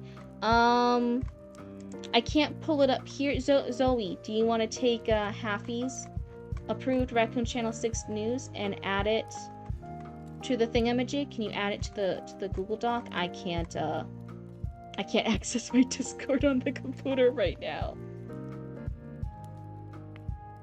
Cryptid Roots channel would be prepared? Okay, so you think you didn't just on the normal Cryptid Roots channel? Yeah, I'm fine with that. It's mostly just having the shorts from all the business TikToks and stuff for advertising the stuff. I think we already have 100 followers just from the business stuff before I even started streaming. So I think the Cryptid Roots stuff would be fine to still have the Raccoon News. Maybe if it blows up enough on YouTube, it could eventually have its own channel. Oh, the TMs, that's cute.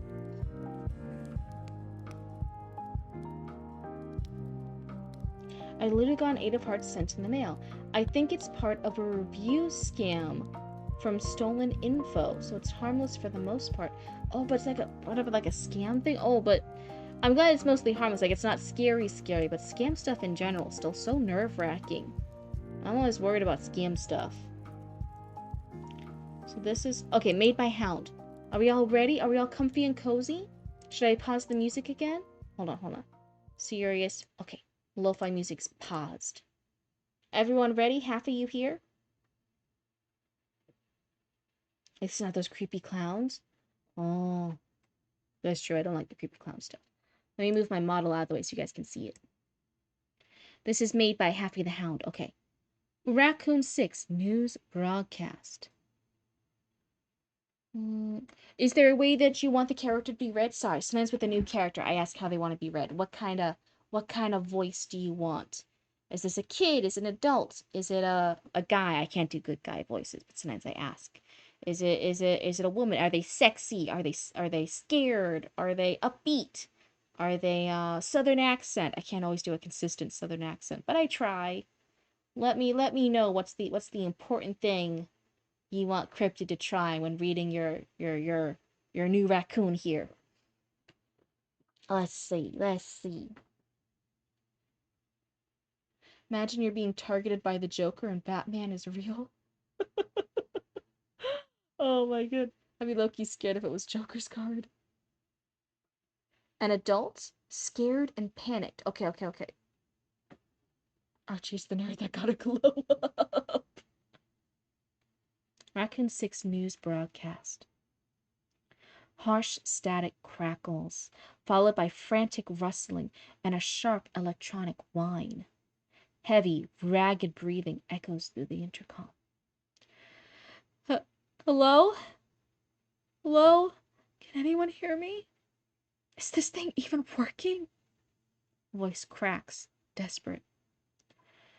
My name is Dr. Owen Thorne. I don't know what the hell happened. Everything went wrong so fast. If you're receiving this, I need immediate help. My coordinates are...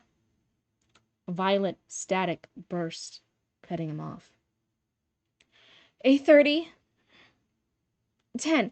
Please, if you can hear this, I'm trapped inside this old abandoned laboratory. Something's in here with me. And it's alive. Silence stretches for several seconds. Then the full message loops again from the beginning, growing more distorted with each replay. Ooh, that's the end of it. That's the whole thing that's put here. Oh my goodness, that seems...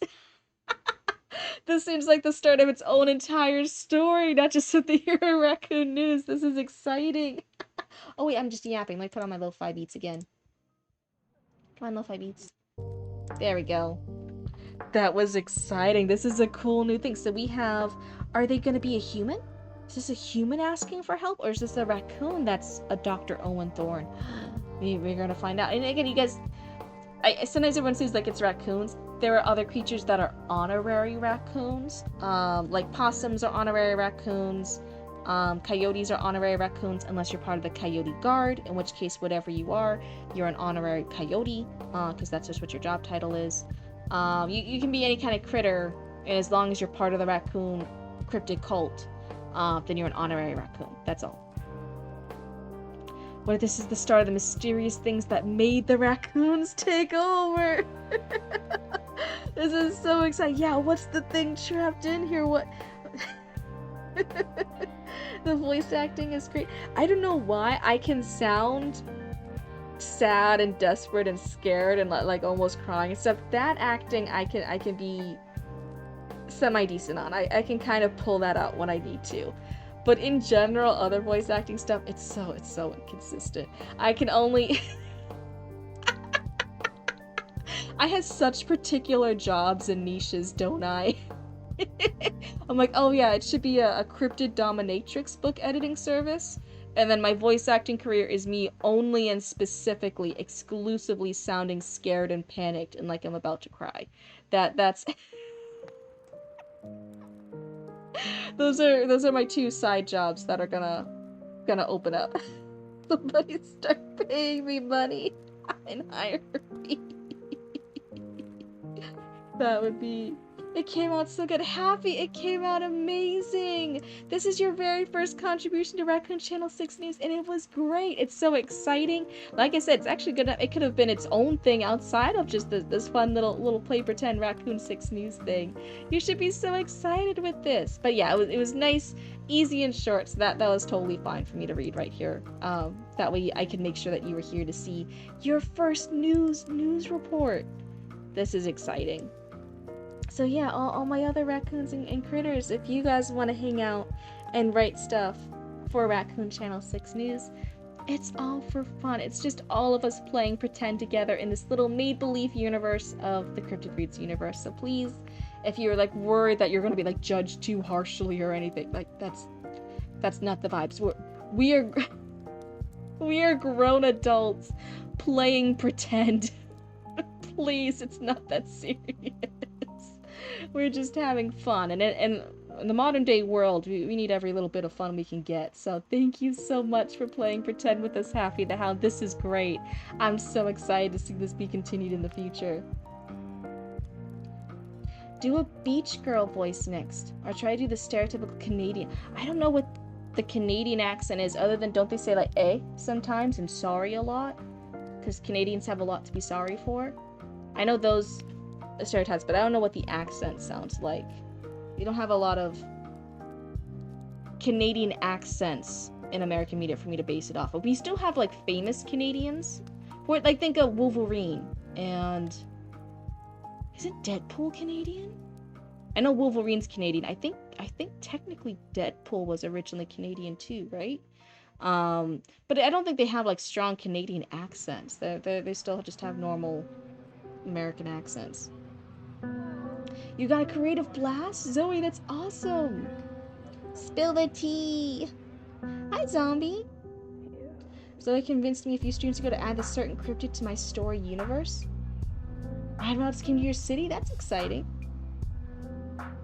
I don't know what you're talking about. Oh, zombie. What? I'm so sorry. That must have been confusing. One, hello and welcome on in. We were doing a fun little segment called Raccoon Channel 6 News, which is all... So I'm Cryptid. My sibling is Roots. Together we're Cryptid Roots. And there's just this fun... I had a very generic little, like, oh, just a few lines about, like, the universe that my VTuber came in with. It wasn't in-depth lore. But everyone... No? No, what? No. Oh, am I over-explaining? I'm so sorry. Wait. Let me know what's the part you're not understanding. I'm so sorry. Oh, just a joke on Canadian accents. So, see, I'm just a silly blooba. I'm just a silly blooba. Sorry, I thought. My bad. Oh no. My bad. Oopsie. Let me go ahead and get out of this so you guys can have fun over there and I cannot compete with some more blue. I can be the main blue on the screen and all my lovely blue-buness. You know the Wisconsin accent? No. The Canadian accent is similar to that, but they say about as a boot? And they say sorry and a lot. You're Canadian. Yeah, I know you're Canadians, but I'm just like, no, I don't randomly know the Wisconsin accent. Jeez. Do you know how many accents, like, just being in up northeast and how people can't, in America, can't even mostly tell, like, a New York accent from a Massachusetts accent? Even in Massachusetts, like, you know, like a Boston accent is a little different to the rest of Massachusetts. Florida alone, right? You guys are currently listening to a Florida accent. Hello, hi. Florida has several accents too, like a Miami accent. A Miami accent is not anywhere similar to the rest of Florida. They don't even say Miami, they say Mammy. And that's how you know someone's like been in Miami for like generations, if they're over there and they're saying it Mammy. That you're like, oh, you are a native Miami person. Okay.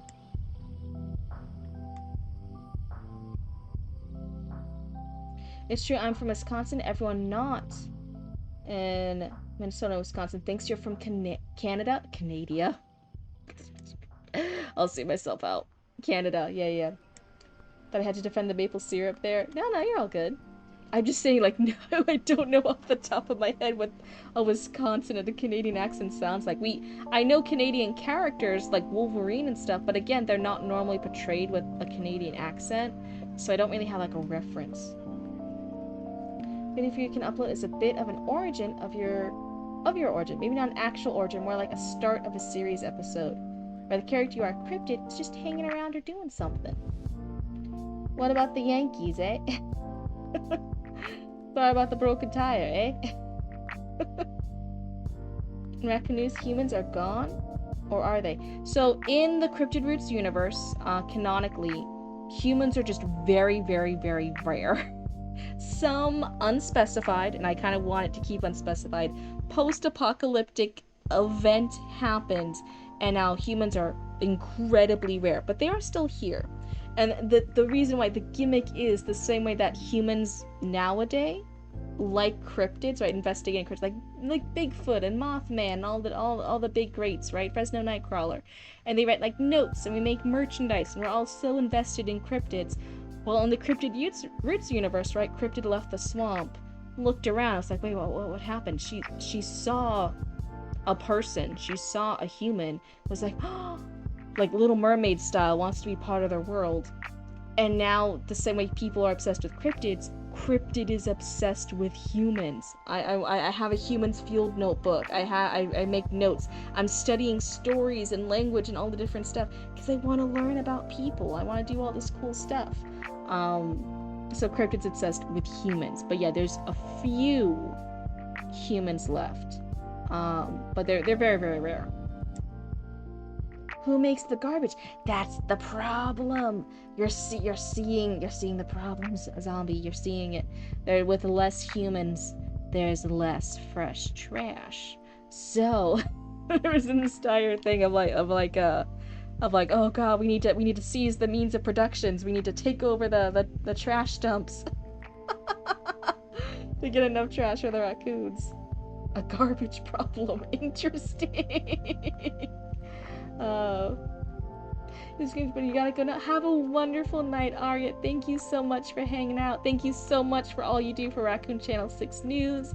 Thank you and Zoe for all the amazing things you guys do. And thank you guys for spreading that joy and that inspiration and that fun for even more raccoons who want to add to it now. This is so exciting. Let's see. Switching back to you, Encrypted. The book that wasn't replaced by Archie. Yeah, totally was not replaced by Archie. I'm still curious. I'm like, is that ever gonna come up again? How's my human field notes going? All my stickers are in here. Everything looks the same. I don't know what Archie did. Do I get Canadian? They made a card in the Dual Links game, but I sent them an immigration page. Oh, that's funny. What was I saying before? You need help with Chatty on making it? What making what? Making what? What do you need Chatty help with? What about the Yankees, eh? So what was the accent you guys wanted? What did Chatty say? I don't know how to do the Canadian one, but he said a Valley Girl one, right? Oh god, what was it? What's something to say in a Valley Girl one? So I message you. What do you need help with? Yeah, I'm confused too. Like, what do we need Cherry Maddie's help with? Oh, California goes do do do do do.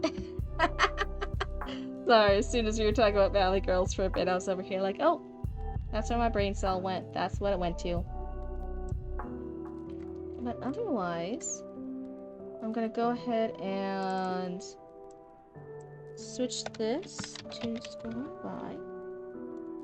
And otherwise, it's past 1 a.m. over here. We got bit of stories done. We got a query letter done. We got Raccoon Channel 6 News done.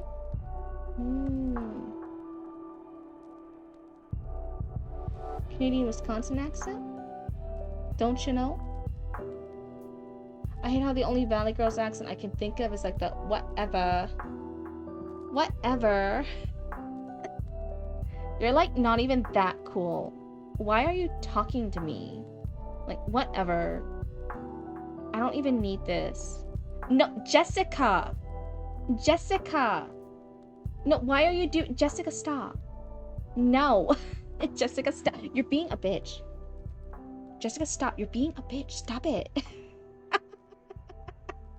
That was my brief attempt at being possessed by a Valley Girl accent.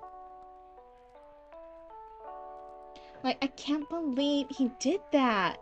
Yeah, I know he did that. That was crazy. No, Jessica, stop. I'm doing a joke, Jessica. Jessica, you're not part of this joke. Jessica, stop. Jessica, stop. No, I'm not kidding. I'm not kidding. Jessica. Jessica.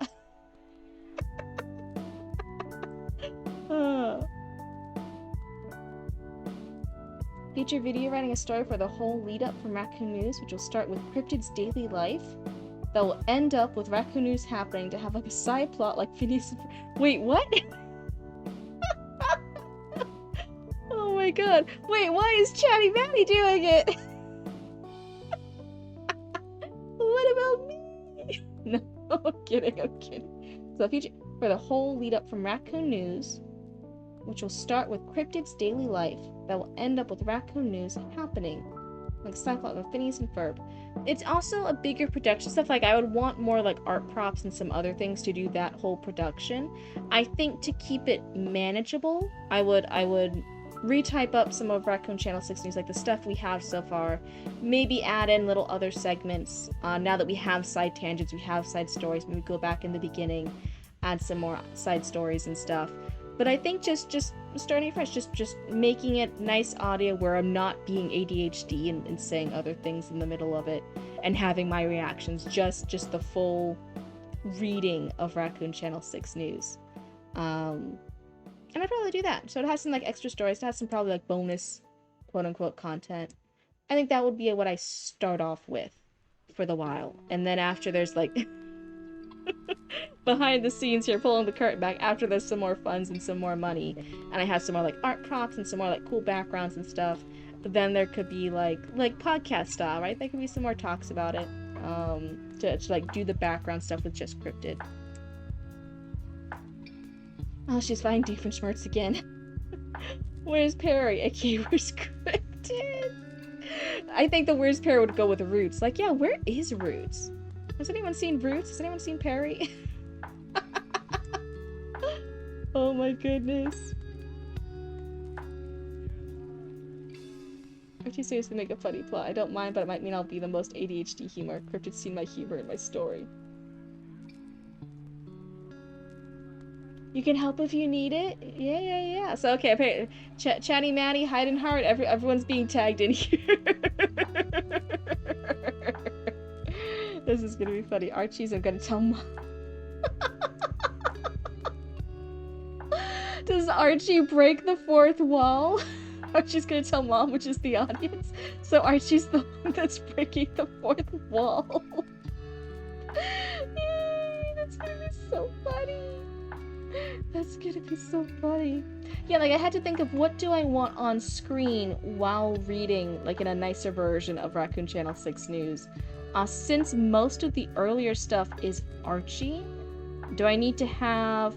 Sorry, not you, baby raccoon. You're just baby raccoon. Mwah, love you. I'm not kicking you this time across Costco. There you go.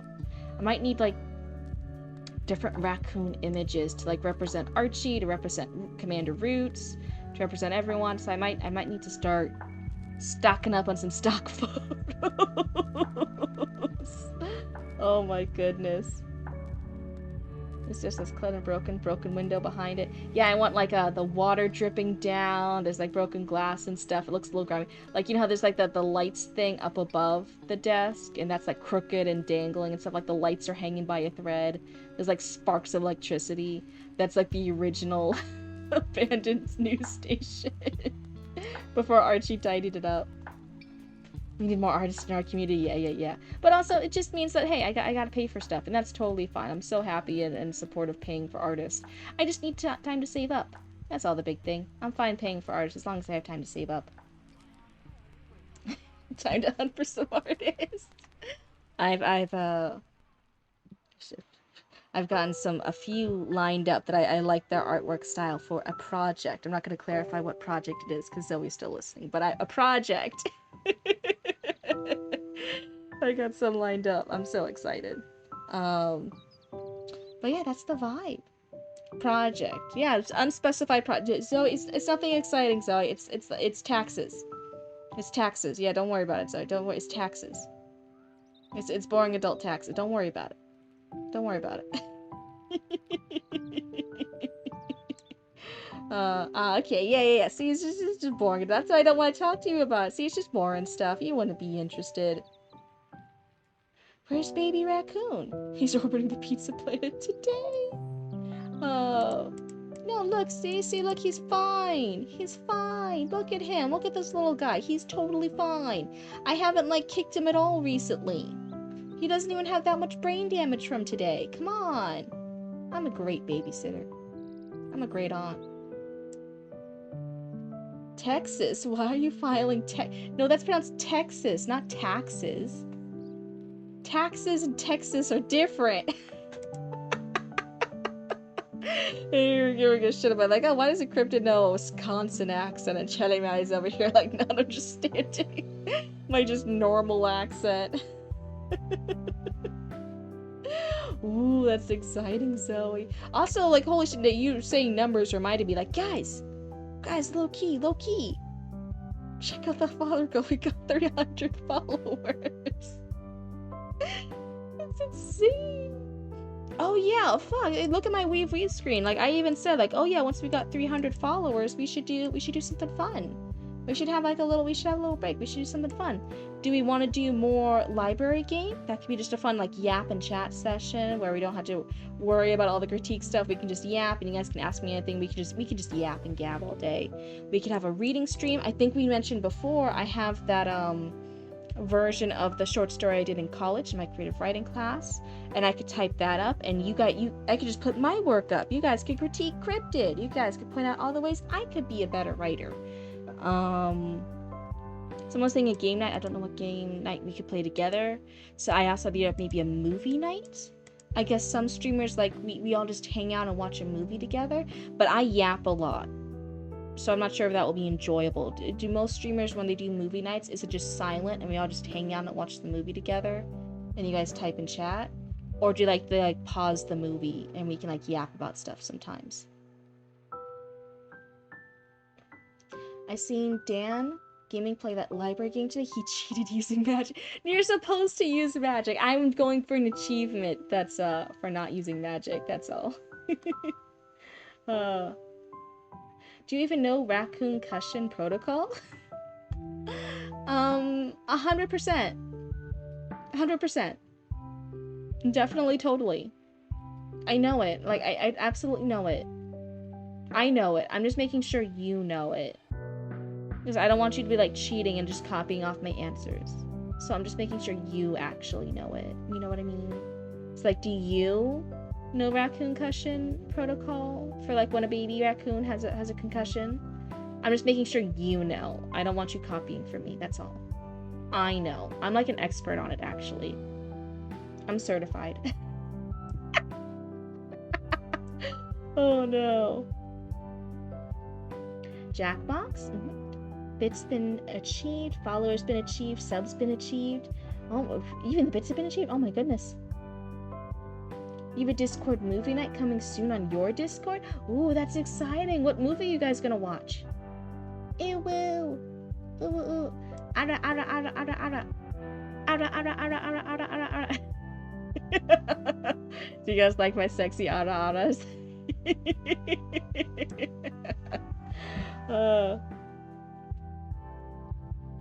What do we do when a baby raccoon gets sick? Oh, I was gonna say, like, what do we do with a drunken sailor? What do we do with a drunken sailor? But no, no, it was an actual question.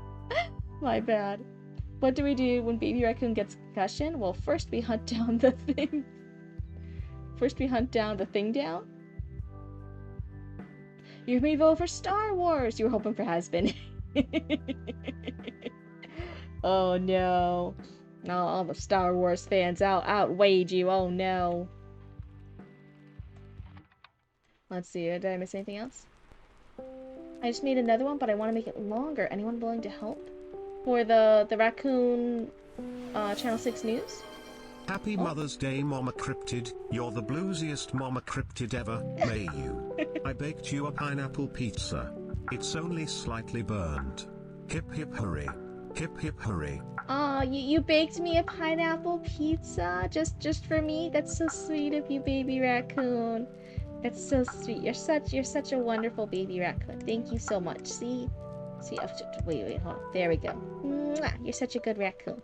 Go back up on your fridge of all the pineapple pizzas that belong to you and you alone. Thank you so much.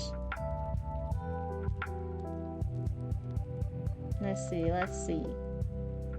Oh yes, it is. It is for the story. Yeah, put it in the assignment desk. See if anyone's willing to help. I always want to help out more than I actually do. I always like try to commit to more than I actually do. I really want to start working more and being more involved with the Raccoon Channel 6 News Desk. I really like doing the short story I did. I'd like helping out more. I like you guys like asking questions and me being like, oh yeah, that sounds fun.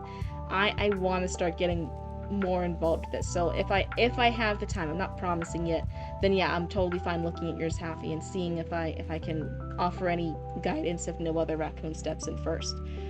But also, I feel so bad. I don't always have the time.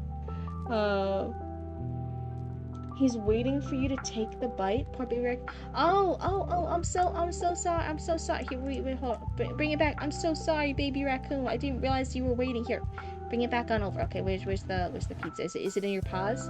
Okay. Hold on. Ready? Ah, ow.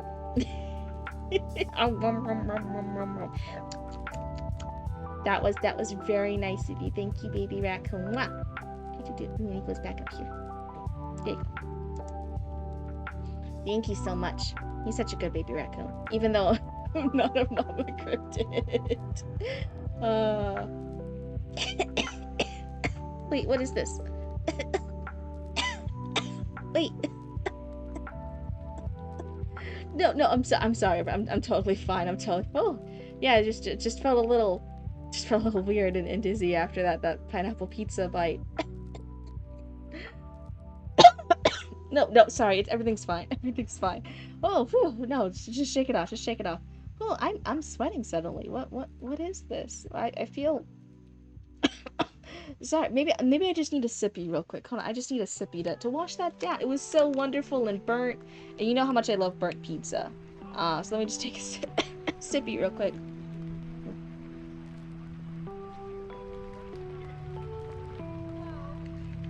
Okay, yeah, now that must have fixed it up. Whew, it was just some of that tasty charcoal getting stuck in my lungs, which happens.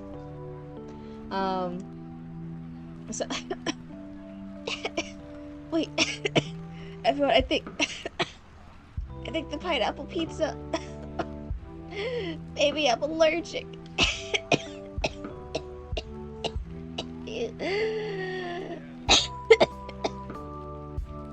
But okay, everyone.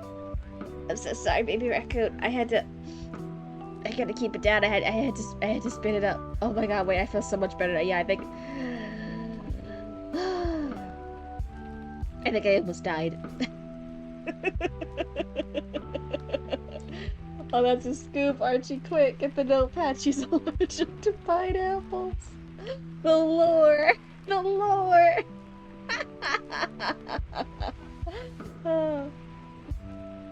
No.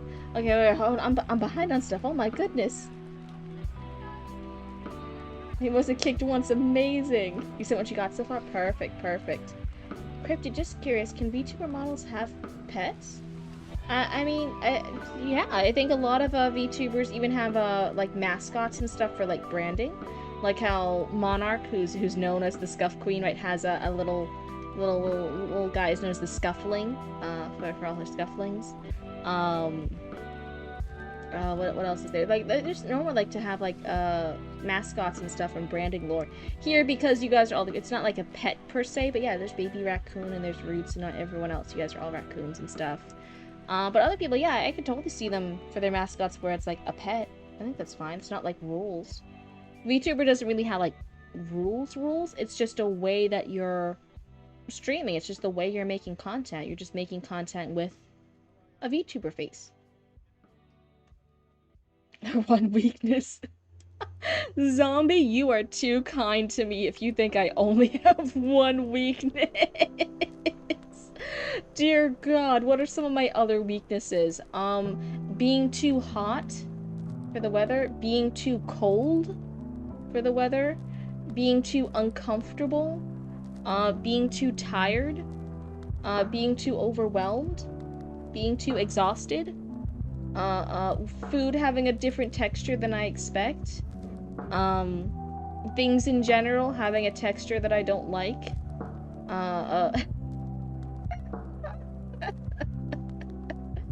oh my god, if you think I only have one weakness, that is being far too kind to me.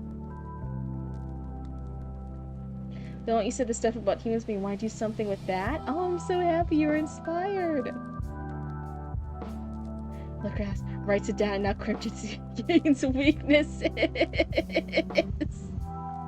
Is this gonna... Hey chat, is this gonna bite me in the ass later? Feeling I have weaknesses. Is this gonna come back to haunt me? Am I gonna regret my decisions today? Oh no. Oh no. I'm asking if I'm considering a kitsune pet for the elf. I don't see... I don't know... Is any pet for mail? I don't know why you're asking me about it. It's whatever you want. You're headache prone. Add it to the lore for our coyote guard hide and heart. Dealing with all the bullshit from the raccoons gives them headaches and migraines. Oh. I had an idea about a human in a cryopod. Ooh. You have headache disorder on my chest. I did it. It's fun inspiration. I tried to keep my part just an extra added on. Oh my goodness, you guys, this is so exciting. Oh my goodness. Oh, you have PTSD? Yeah. I did.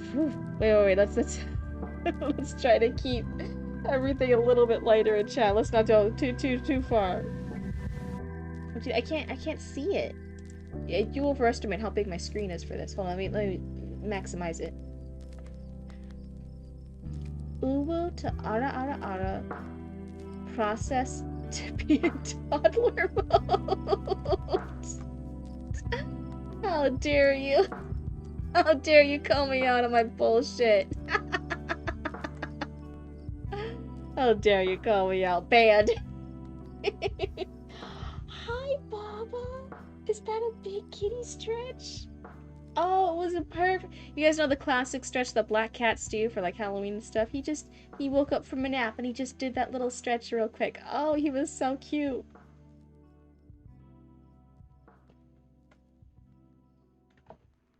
Medical files holds. Oh, okay, there's like law stuff going on. Got it. But yeah, Zoe calling me out on my bullshit. Oh, it's getting late. I'm heading to bed. Yeah, have a wonderful night, Happy. I think for next stream, again, I stream every other day. I think next stream, I'm actually going to do maybe the gaming stream. So the librarian, sorting the arcane library one. Because I want that. That'll be a nice little like mental reward after working all this stuff for a while. And then yeah, maybe I'll also type up that short story I wrote in college, and I'll post that in maybe the Discord for everyone to also feel free to critique and give advice on and give input on. That way it's not just always me critiquing you guys. You guys can also see some of my stuff and give me critique and feedback and help me be a better writer. And then otherwise, yeah, and then I and then sooner than expected, I had to start sitting down and working on the raccoon stuff. I've gotten the first 10 pages of the edit done, probably finish the edit, then focus on the script for Raccoon Channel 6 News, do all that. A lot of stuff. I'm excited about the stuff. I'm so grateful for the stuff, and I'm excited about the stuff. But in my head, I'm just like, wait, I gotta organize this. I gotta tackle this efficiently, so that way I'm not dropping any balls in the air that I'm supposed to be like juggling. It's a game the chat can play with you. Okay. So they can make reparations. Got it. Yeah. I know you mentioned it before. Yeah. I think it's good. Jackpot can wait the chat can play with you. I've heard some people mention it. Yeah. Okay. So for now though, it is 1:30 a.m. over here. And Cryptid is acting a little loopy because she's tired. So I will see you all again next time. Again, I stream every other night, so don't worry too much about like immediately coming back. It's every other night. Next stream is going to be nice, casual, fun game night. We're just going to yap a lot. So if you like yapping and just talking about whatever you want, that will be the stream to do it at. And then after that, we will resume all the story critiques and get you guys all the critiques and feedback and everything else you need. Kittens, be nice. Play nice with your brother. Okay. Anyway, I hope you guys are comfy and cozy. I hope you guys are all wonderful and comfortable. And I'll see you guys next time. Goodbye!